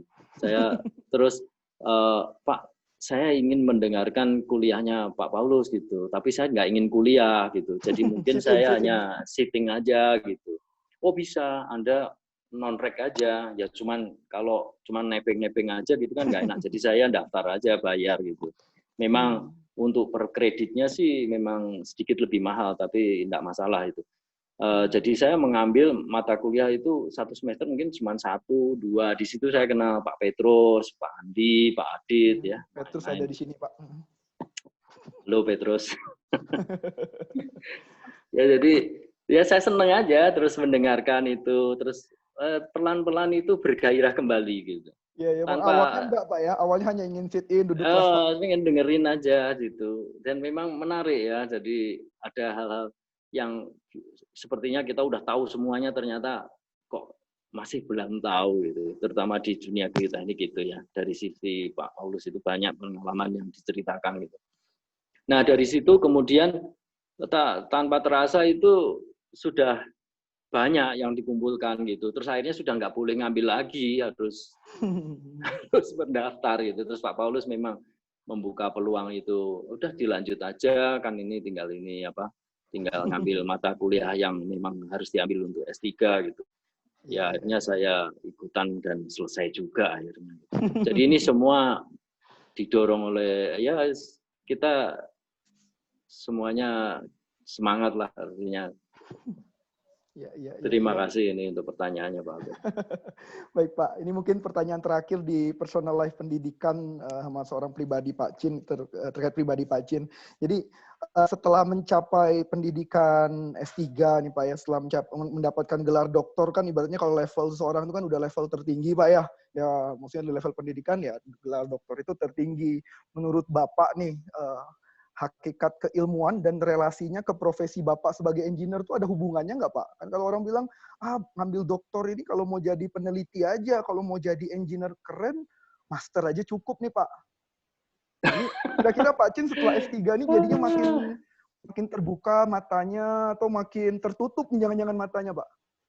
Ya, saya kira makin terbuka ya. Tapi kalau soal keilmuan sekarang ini kalau kita nggak belajar juga lupa gitu Pak Alto. Jadi sebetulnya ini merubah cara way of life ya, cara pandang ya. Nah, jadi itu saja. Jadi kalau ditanya, wah kalau sudah dokter berarti tahu semuanya atau enggak juga. Kalau kita enggak exercise itu atau tidak seperti ini sekarang misalnya saya tidak praktek artinya tidak bicara tentang geoteknik ini, mungkin dalam waktu 2 tahun atau 3 tahun ke depan mungkin juga udah mulai tidak percaya diri dan mulai lupa gitu, sama itu. Saya kira itu hanya personal achievement, tapi kalau kita tidak pelihara itu juga ya seperti olahraga lah, kalau Anda berhenti olahraga juga akhirnya lama-lama juga tidak akan prestasinya akan menurun begitu, kira-kira begitu. Ya.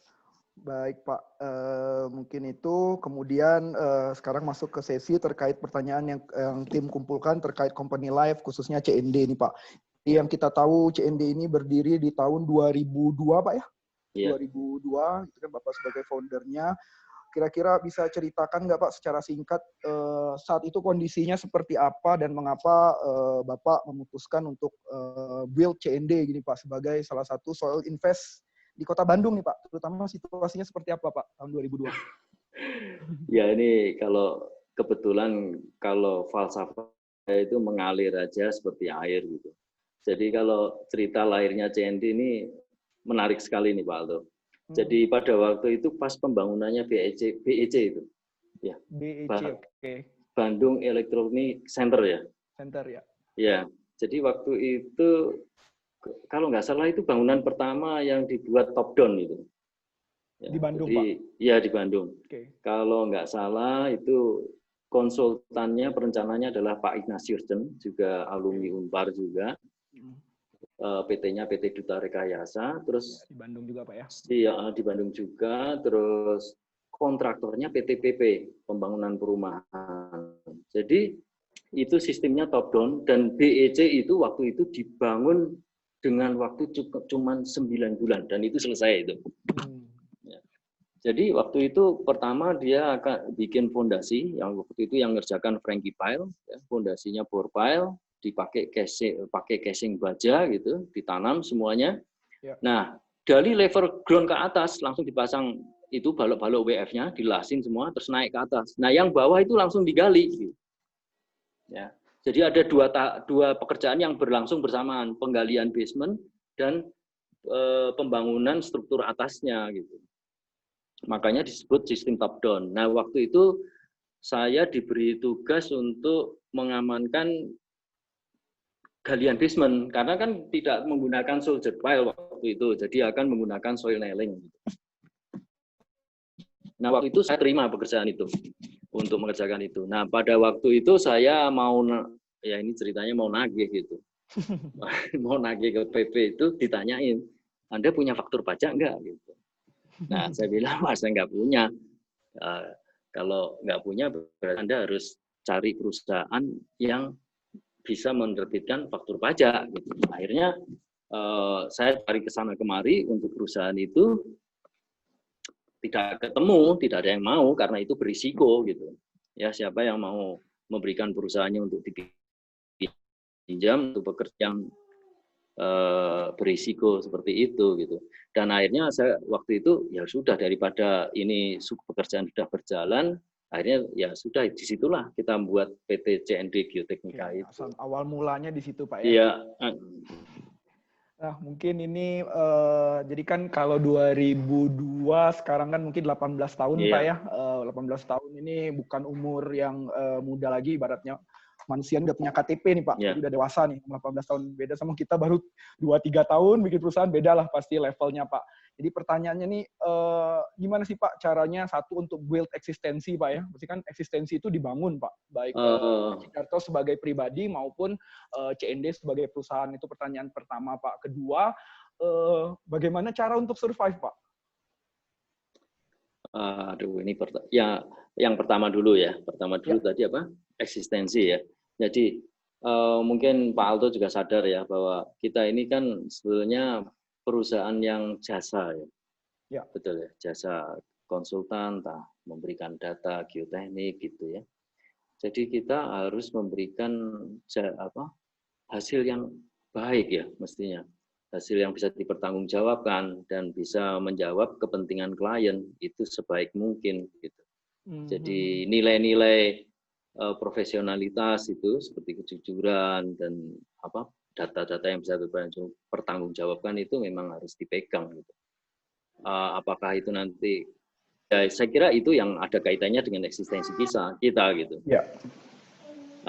Kalau mengenai apakah kiatnya mengenai survive ya bertahan Pak. Bertahan itu tadi. Ya. Saya kira kalau kita sudah melakukan itu, mungkin selebihnya kita ya gimana ini. Memang tapi saya kira seperti saat ini ada badai virus corona ini, kita juga tidak yakin sih bahwa bagaimana nanti di depan ini, apakah kita punya jaminan bahwa pasti ada pekerjaan gitu. Ya. Saya nggak bisa jawab sama sekali itu, karena itu kita memang dipengaruhi oleh ekonomi ya, mengenai pembangunan, karena faktor-faktor lain yang mempengaruhi hidup kita gitu. Ya. Itu betul-betul nggak jawab.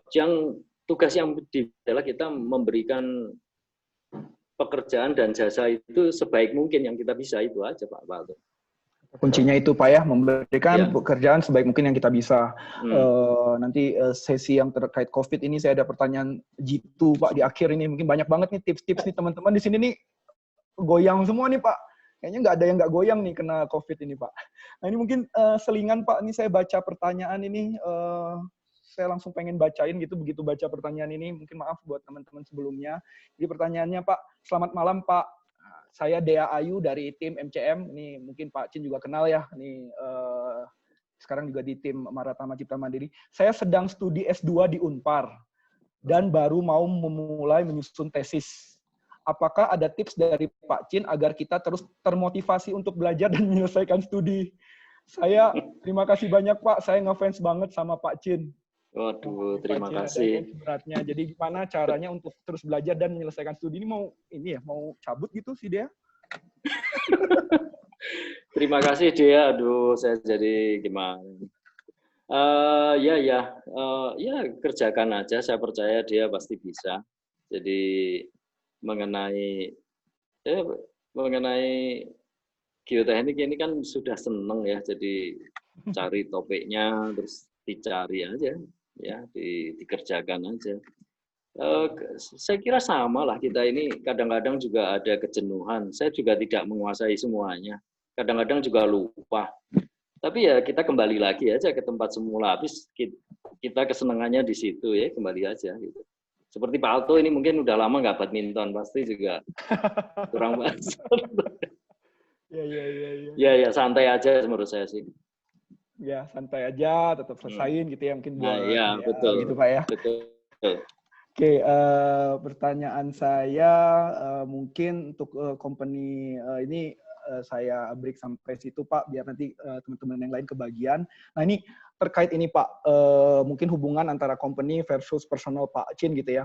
Pak Cin ini punya rumusan untuk work-life balance ini seperti apa nggak sih Pak? Jadi ya saya tahu sih, saya sebenarnya karena kenal Pak Cin, saya tahu nih Pak Cin ini nggak kerja terus nih, beda nih sama senior-senior di kantor lain nih. Ada nih yang kerjanya nih kerja terus nih Pak. Nah, kalau Pak Cin ini ya penilaian saya gitu ya, penilaian teman-teman dari Epic ini, Pak Cin ini termasuk salah satu sosok yang kayaknya work life-nya tuh balance gitu Pak. Nah, menurut Pak Cin nih ada waktunya nggak kira kita ini saatnya mungkin kayak saya nih. Saya ini kan before 30 nih Pak, belum 30 tahun, ini saatnya kerjanya segila-gilaan. Pak Cin dulu seperti itu kah? Atau saat sudah umur 50 ke atas, aduh udahlah kerjanya nggak usah terlalu giat, tapi kalau bisa senang-senang. Nah, itu siasat Pak Cin seperti apa sih? Pandangan Pak Cin terkait work-life balance. Iya, tuh. Ini apa? Seperti saya sampaikan tadi. Jadi kita mengalir aja, ya. Pada saat kita muda, mungkin energi kita banyak, mungkin kita memang bisa kerja keras, gitu ya. Tapi seiring bertambahnya umur kan tentu saja stamina-nya menurun, gitu ya. Ya. Jadi akhirnya mungkin mulai selektif, gitu ya. Oh, yang pekerjaan-pekerjaan yang berisiko, yang sekiranya ini kelihatannya apa? Jadi tingkat risiko yang diambil itu kelihatannya secara alami menurun memang. Tapi kalau saya ingat waktu itu ya, kita pernah mengambil satu pekerjaan di Aceh tanpa melihat lokasinya sama sekali, berangkat gitu ya. Ya ada yang bermasalah, ada yang selesai gitu ya. Kalau dilihat-lihat itu sih memang mungkin itu tadi yang dimaksud. Mungkin kalau umurnya masih 40, mungkin masih tingkat mengambil risikonya masih berani gitu ya. Tapi mengalir aja lah saya kira. Jadi itu memang nanti dengan bertambahnya pengalaman kita itu makin tahu kira-kira oh ini kita ada feeling ini pekerjaan ini akan cocok untuk kita, maksudnya cocok itu prosesnya berjalan lancar dan terutama tagihannya mudah atau tidak itu ya Pak Alto ya. Iya, setuju Pak. Jadi kadang-kadang pekerjaannya mudah tapi di situnya juga susah. Jadi ini memang pengalaman nanti yang mengajarkan itu. Apakah ini memang layak diambil oleh kita atau tidak gitu ya. Iya. Tapi ya nanti masing-masing orang punya pengalaman sendiri-sendiri ya. Tapi yang jelas kita punya tetap berpikir positif dan berpikir benar gitu ya. Jadi cara berpikirnya harus benar dulu ya. Jadi objektif dan ditimbang betul gitu. Baru kita memutuskan itu. Saya kira itu pun juga masih kita ada beberapa kasus yang memang, tapi nggak banyak lah kasus-kasus yang membuat kita susah itu nggak banyak kita dalam perjalanan kita ini. Oke Pak, terima kasih Pak. Kemudian ini, ini ada salam Pak dari Ibu Herni, nih Ibu Herni dosen Unpar nih Pak, mungkin Pak Cin kenal lah ya. Ini Bu Herni juga forum hari ini. Terima kasih. Halo Bu Herni, apa kabar Ibu? Jadi salam aja buat Pak Cin gitu. Ini udah kayak radio Pak ya, ternyata bisa titip-titip salam. Bentar lagi nih teman-teman request lagu. Jadi pertanyaan selanjutnya Pak, ini ada dari siapa tadi? Joshua. Joshua ada dua nih, dua-duanya mungkin saya familiar nih namanya, Joshua Wijaya. Selamat malam Pak, saya Joshua Wijaya, mahasiswa dari Unpar, mau bertanya lagi, dalam bidang ilmu geoteknik sendiri, apakah ada topik atau kajian yang sedang berkembang Pak pada industri konstruksi? Gitu Pak, maksudnya ya mungkin masukan dari Bapak lah ya, kalau mau meneliti ke arah mana nih, mungkin mau skripsi geotek, udah ketemu dosen, belum ketemu judul nih kalau feeling saya Pak. Oh iya iya. Oh boleh. Jadi gini, saya kira banyak yang bisa diteliti itu. Mungkin gini, kalau bicara di sini mungkin nggak enak, nanti Yosua ya. Oh iya. Yosua boleh ini, boleh private telepon ya, Pak. atau nggak apa-apa, bebas Okay. saja. Nanti saya bisa diskusi senangnya di mana, terus mungkin dari diskusi itu nanti bisa mengarah.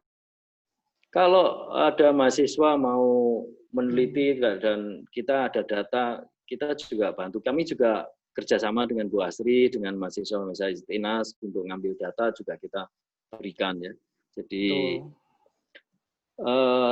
dari Polban juga pernah waktu itu dia studi tentang apa itu fansir dengan kekuatan geser dengan fansir yang elektrik yang dari kebetulan dari PT Geotekindo itu punya electric fansir yang dari China itu dicoba dengan hasil pengujian triaxial UU di lab gitu.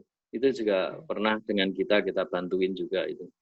Ya, jadi mungkin jadi silakan ya kalau ada mahasiswa sekiranya tertarik di geoteknik dan kita ada data atau apa sekiranya perlu data boleh boleh datang untuk menemui kami gitu. Siap. Jadi itu ya Joshua. Jadi buat yang lain juga Pak Chin ini sangat open source Pak ya buat data-data kalau misalnya mau dijadikan topik-topik penelitian begitu. Kemudian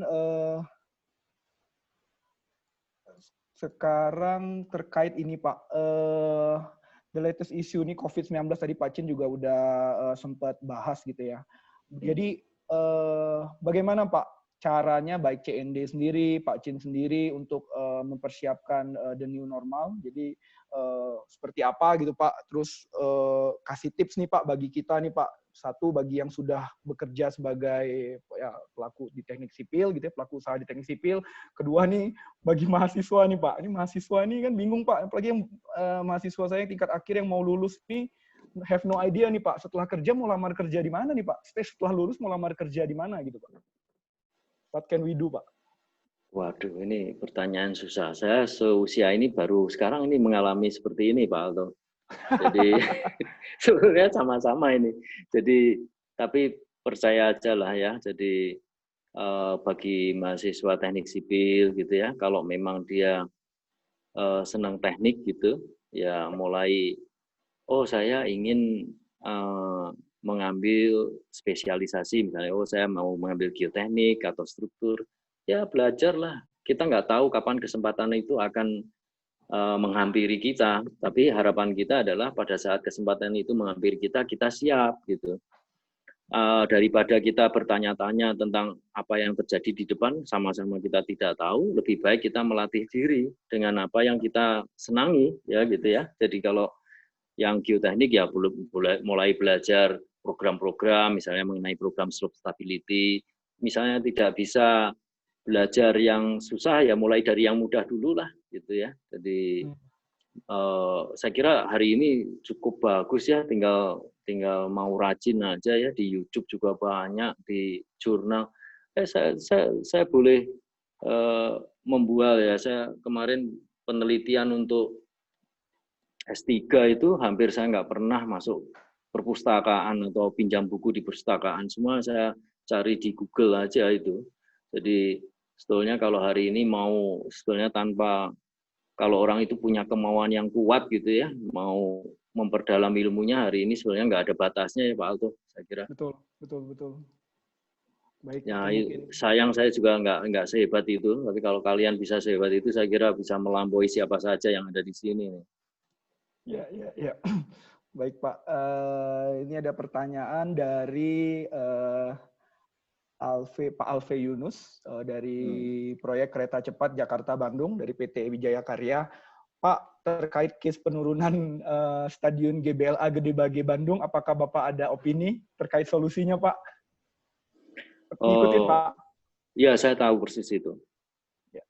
Tahu ya, tidak persis sekali, tapi saya tahu. Jadi begini, isu mengenai penurunan GBLA ini kan sebenarnya kesalahan konstruksi ya. Jadi kalau dari struktur utamanya semua itu kan pile-nya semua di 40 meter, yang mana sudah duduk di tanah keras. Jadi itu tidak ada masalah sebetulnya. Cuman yang jadi masalah kan gini, ada kanopi atau struktur-struktur tambahan yang nempel di struktur yang tadi, yang fondasinya 40 meter. Nah ini kan, hanya kanopi kok. Terus akhirnya dikasih fondasi hanya mini pile gitu ya, yang kecil-kecil itu. Terus kedalaman pancangnya, nggak usah dalam-dalam lah, mini pile aja 12 meter atau mungkin 18 meter saja. Ya pasti beda penurunan. Ya, di situ tanah semua turun semua. Jadi dia alih-alih memberi support malah narik si kanopi itu, akhirnya timbul retakan. Nah, bagi orang awam itu melihatnya, waduh ini gagal, ini ada retakan. Lalu diusut lah itu kan, terus jadi menjadi temuan gitu kan. Saya juga sempat mendengarkan pendapatnya juga aneh banget gitu. Oh ini lantai taman menurut gambar harus plus berapa misalnya, katakanlah plus 501 gitu. Nah sekarang kalau kita ukur ternyata enggak 501 ini, ternyata cuma 500,5. Oh berarti turun 50 cm, berarti tidak bisa diterima ini bangunan ini. Gitu. Jadi aneh sekali itu, padahal tanah itu disadari semuanya turun itu. Jadi ini kalau saya lihat, ya itu tadi ada kasus retakan karena salah membangun gitu ya. Jadi terus timbul retakan, terus memicu pertanyaan-pertanyaan orang yang tidak mengerti sama sekali gitu. Kalau berdasarkan informasi yang saya dengar dari Pak Paulus, dari Pak Masyur itu kan, sebenarnya GBLA itu kan sudah pernah dibuat pertandingan dan dimuatin 50.000 penonton dan itu nggak masalah gitu. Jadi desainnya masalah. Jadi yang bermasalah itu ya selasar, kanopi, tempat tiket gitu ya, bangunan-bangunan tambahan yang kelupaan. Terus fondasinya tidak sama dengan fondasi daripada bangunan utama. Terus terjadi differential settlement, retak, memicu pertanyaan-pertanyaan tadi gitu.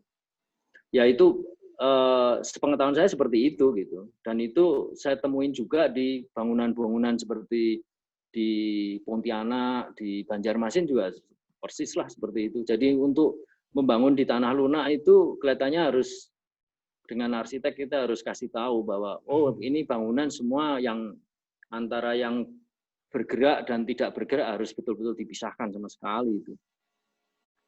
Ya, baik. Kira-kira gitu Bang. Mungkin saya bisa panggil Pak Alve Yunus nih, ada tanggapan lagi nih Pak. Ini Pak Alve juga ada menambahkan, mungkin Pak Alve Yunus bisa unmute dan Pak Alve. Ya Pak Chin, terima kasih jawabannya Pak. Iya. Saya Alve, Pak. Ya, silakan Pak. Ya, jadi memang kenapa saya mengajukan pertanyaan itu, karena memang lokasi pekerjaan saya sekarang dekat area situ, Pak. Ada yang dekat area situ. Dan memang agak surprise juga waktu saya sempat awal-awal ngeliat gambarnya itu, kita memakai fondasi bor pile itu ada 10 buah dalam satu pile cap, kedalaman 90-100 meter, Pak. Diameter 1,25. Jadi memang ternyata sebelumnya sudah ada story bahwa memang tanah di daerah itu tanah lunak sekali Pak, bekas sedimen ini ya, Danau Purba dulu Bandung itu kan. Betul Pak, betul Pak. Tanah lunak. Kalau boleh tahu Bapak sedang membangun apa Pak di sana Pak? Kereta cepat ya Pak? Oh, itu sampai 90 meter ya Pak ya, saya dengar ya Pak ya, borpelnya ya Pak ya. 100 meter Pak. Iya, karena yang 40 meter tanah lunak itu tidak dianggap megang itu. Berarti betul-betul harus terjepit di bawah itu. Ya. Betul. Saya dengar karena itu kalau nggak salah yang ngerjakan Borland ya Pak ya? Ada Borland, ada Geotekindo, ada Victory juga Pak. Iya. Ada Berdikari. Waduh, 90 meter tuh kebayang. Ya, kami punya beberapa, bukan banyak lah, ada beberapa data dari Sumarekon Pak di sana Pak. Betul Pak, di seberangnya itu emang Sumarekon Pak. Ya, jadi ke arah Sapan itu juga makin dalam Pak. Betul Pak. Ya.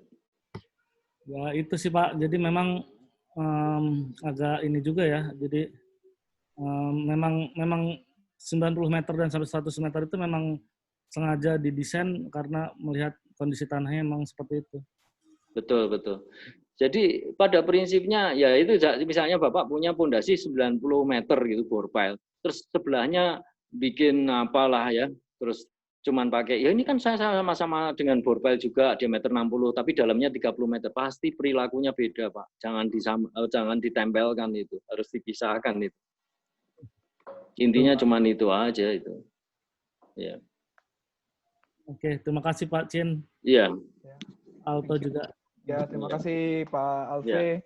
Ya, ini 90 meter sampai 100 meter pakai bore pile, Pak ya. Berarti ini nanti anak-anak yang tadi lebih shock lagi, Pak. Anak-anak yang lagi meneliti emisi CO2, Pak. Ini RIP Green Building ini. RIP Green Building. Material. Luar biasa itu. Luar biasa itu. Terima kasih tadi atas sharingnya juga informasi dari Pak Alve. Kita jadi tahu nih. Jadi kalau ngelihat kenapa nggak beres-beres nih pekerjaan bore pile di sana ya 90 meter. Biasa kan sedalam itu. Gitu. Ini masih cukup banyak Pak pertanyaan. Mungkin seperti yang tadi saya tampung gitu ya.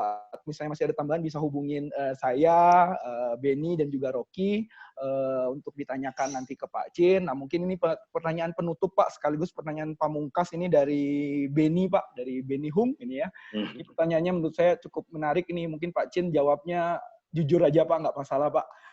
Bagaimana pandangan Bapak mengenai engineer muda di zaman sekarang? Nah, dibandingkan dengan zaman Bapak.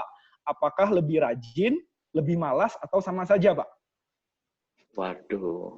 In average, Pak, ya. Bapak jangan bandingin, oh ya tergantung siapa orangnya gitu, Pak. Kan Bapak juga jadi expert di BITA kan lihat Pak, kualitas lulusan 2008, 2010, 2012. Kemudian Bapak juga di CND kan juga banyak, seingat saya juga ada melibatkan mahasiswa Unpar yang fresh graduate nih, Pak. Ini kira-kira engineer muda ini lebih apa Pak? Lebih malas, lebih rajin, atau sama saja? Itu agak susah menjawabnya. Saya dulu kuliah bareng-bareng anak Belanda itu di TU Delft loh. Ya, itu kan termasuk universitas yang bagus itu di Eropa itu, nomor 4 lah. Tapi tetap aja ada yang brengsek gitu. Datangnya yang masuk masuknya di term kedua gitu ya. Terus tugas juga ya, kalau udah terakhir baru dia sibuk bergadang ngerjain. Jadi saya kira di kehidupan engineer muda juga sama seperti itu. Tapi siapa sih yang nanti akan berhasil? Ya yang exercise-nya banyak lah itu Mas. Ya. Si alam ya Pak. Iya, jadi siapa yang setia sama tugasnya, ya setia sama profesinya dan dia selalu berlatih, ya itu dia yang menang gitu ya. Kalau nggak salah itu ada begini ya. Orang itu akan menjadi expert kalau dia mau berlatih 10.000 jam tentang itu. Nah itu saya kira ada benarnya. Mungkin kalau saya sih mungkin belum sampai 10.000 lah, mungkin baru 5.000 kali. Ya. Jadi buat mereka para engineer muda ini saya kira tidak ada yang tidak ada yang jelek, tidak ada yang baik. Tapi yang akan menonjol itu adalah yang memang berlatih lebih banyak gitu. Nah tinggal bagaimana kita memotivasi diri kita masing-masing gitu. Kita maunya apa gitu. Nah, jadi kita harus fokus gitu. Artinya udah mulai menentukan kita mau apa gitu. Jadi kalau ini kan banyak ya lulusan civil engineer yang kemudian tidak berprofesi sebagai civil engineer. Nah, itu saya nggak bisa ngomong gitu ya. Karena itu misalnya saya akan kerja di perbankan, ya berarti harus belajar tentang ilmu perbankan lagi dan mulai terus melupakan tentang ilmu beton atau ilmu tanah, terus mulai tapi yang akan dipakai adalah logika dan ini ya logika berpikir ya mungkin masih terpakai di sana. Kalau yang bagi engineer muda yang memang tetap berprofesi sebagai teknik sipil, saya kira ya menekunin apa yang memang ditekuni tadi, misalnya untuk struktur, ya struktur, mulai senang struktur, mengumpulkan buku struktur, yang geoteknik juga demikian, mengumpulkan buku geoteknik, gitu. Walau saya nggak baca buku-buku yang saya kumpulkan itu, tapi pada saat saya mendapatkan masalah, misalnya ya, akhir-akhir ini saya, bagaimana melakukan permeability test di dalam lubang bor, gitu. Saya lupa rumusnya, otomatis ya cari bukunya, dan kebetulan punya, dan kita fotokopi atau kita scan terus kita kirimkan ke lapangan gitu. Nah, cuman itu aja saya kira.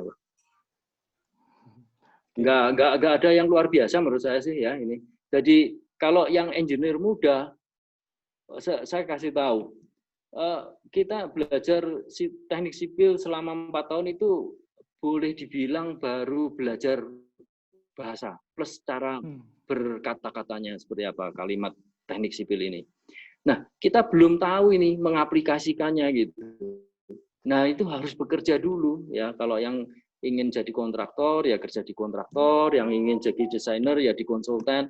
Jadi dia tahu persis bagaimana menggunakan rumus-rumus, kondisi-kondisinya apa yang diceritakan di buku dan apa yang ditemui di lapangan itu bedanya apa, terus bagaimana mengambil judgement. Nah, ini memang bersama waktu dan pengalaman itu makin baik lah nantinya gitu. Kira-kira gitu Pak Alto. Jadi saya nggak bisa bilang, oh engineer ini ya soalnya ini bicara soal kemauan gitu ya, soal niat gitu. Jadi siapa yang memang berniat yang akan survive mestinya begitu ya. Oke, ya, terima kasih Pak. Oke, mungkin itu ya dari poin-poin Pak Cindarto di sesi kedua ini. Kata kuncinya ada di ya hidup ini mengalir, tekun, konsisten exercise gitu Pak. Niat, dan juga ini mungkin yang menarik juga Pak Cin tadi yang sampaikan kalimat terakhir ini sama seperti sharing yang pernah dilakukan di internal Epic. Memang 4 tahun ini lulus S1 ini belajar bahasa aja Pak, nggak bisa jadi sok jago Pak ya, lulus S1 jadi bahasa, harus bisa desain high-rise building nih, harus bisa slope stabilization nih Pak. Nah, jadi ini memang belum bisa Pak ya. Mungkin di saat dia bekerja, saat dia ya belajar kembali, dia baru bisa menggunakan bahasa-bahasa tersebut untuk menyelesaikan permasalahan-permasalahan. Mungkin itu dari list pertanyaan Pak, mungkin sebagian nanti kita tampung. Saya mewakili Epic Studio Pak, mewakili teman-teman di kantor dan juga mewakili partisipan ini mengucapkan terima kasih. Mungkin kita bisa reaction clap dulu ke Pak Cin ya. Ini teman-teman ini mudah-mudahan nggak pada tidur ini ada Pak tepuk tangan. Jadi kita terima kasih, thank you so much Pak untuk sharing dari Pak Cin di malam ini. Ya kami berharap ini kami nggak bisa memberikan apa-apa nih Pak ke Bapak ya, tapi mudah-mudahan kita bisa sama-sama saling mendoakan dan support nih teman-teman di sini 81 nih. Saya nggak, biarpun ada beberapa mahasiswa, ada beberapa rekan, tapi kita anggap di sini kita semuanya ini tempat kita sharing. Mudah-mudahan di masa-masa COVID seperti ini Pak, kita sama-sama melahirkan vibe yang positif Pak. Jadi nilai-nilai yang bisa diambil dari Pak Cin tadi kita catat gitu kan, ya diingat-ingat aja nanti kalau misalnya contoh let's say Dea udah mau resign, bukan resign ya apa ya, udah mau berhenti dari studinya, nanti mana tahu ingat forum ini jadi keinget pesan-pesan dari Pak Cindarto gitu paling Pak ya. Terima kasih banyak Pak Cin. Mungkin di kesempatan terakhir saya ingin seperti sesi-sesi Epic Centrum sebelumnya, kami mengharapkan teman-teman sekarang bisa menyalakan kamera masing-masing. Jadi kita mau foto bareng nih ceritanya. Jadi kita mungkin bisa yang masih berantakan rambutnya bisa dirapiin dulu, yang belum make up bisa make up dulu. Kita foto bareng. Nanti foto ini akan di-share oleh panitia ke grup Epic Centrum biar kita bisa share di harapan kami sih bisa di-share ke media sosial teman-teman ya. Jadi teman-teman di sini juga diharapkan mungkin bisa di-share, nanti kita capture, kita kirim, di-share di Instagram, let's say Instagram. Jangan lupa untuk di-tag ke media sosial kami di epicstudio.bdg. Jadi saya seperti di-endorse ya.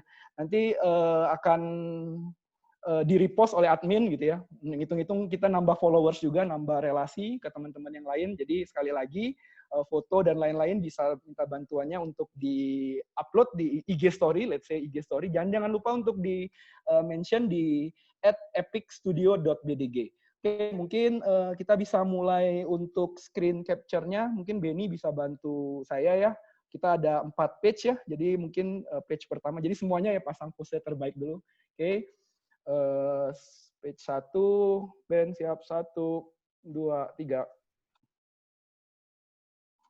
Oke, page kedua. Oke, 1, 2, 3.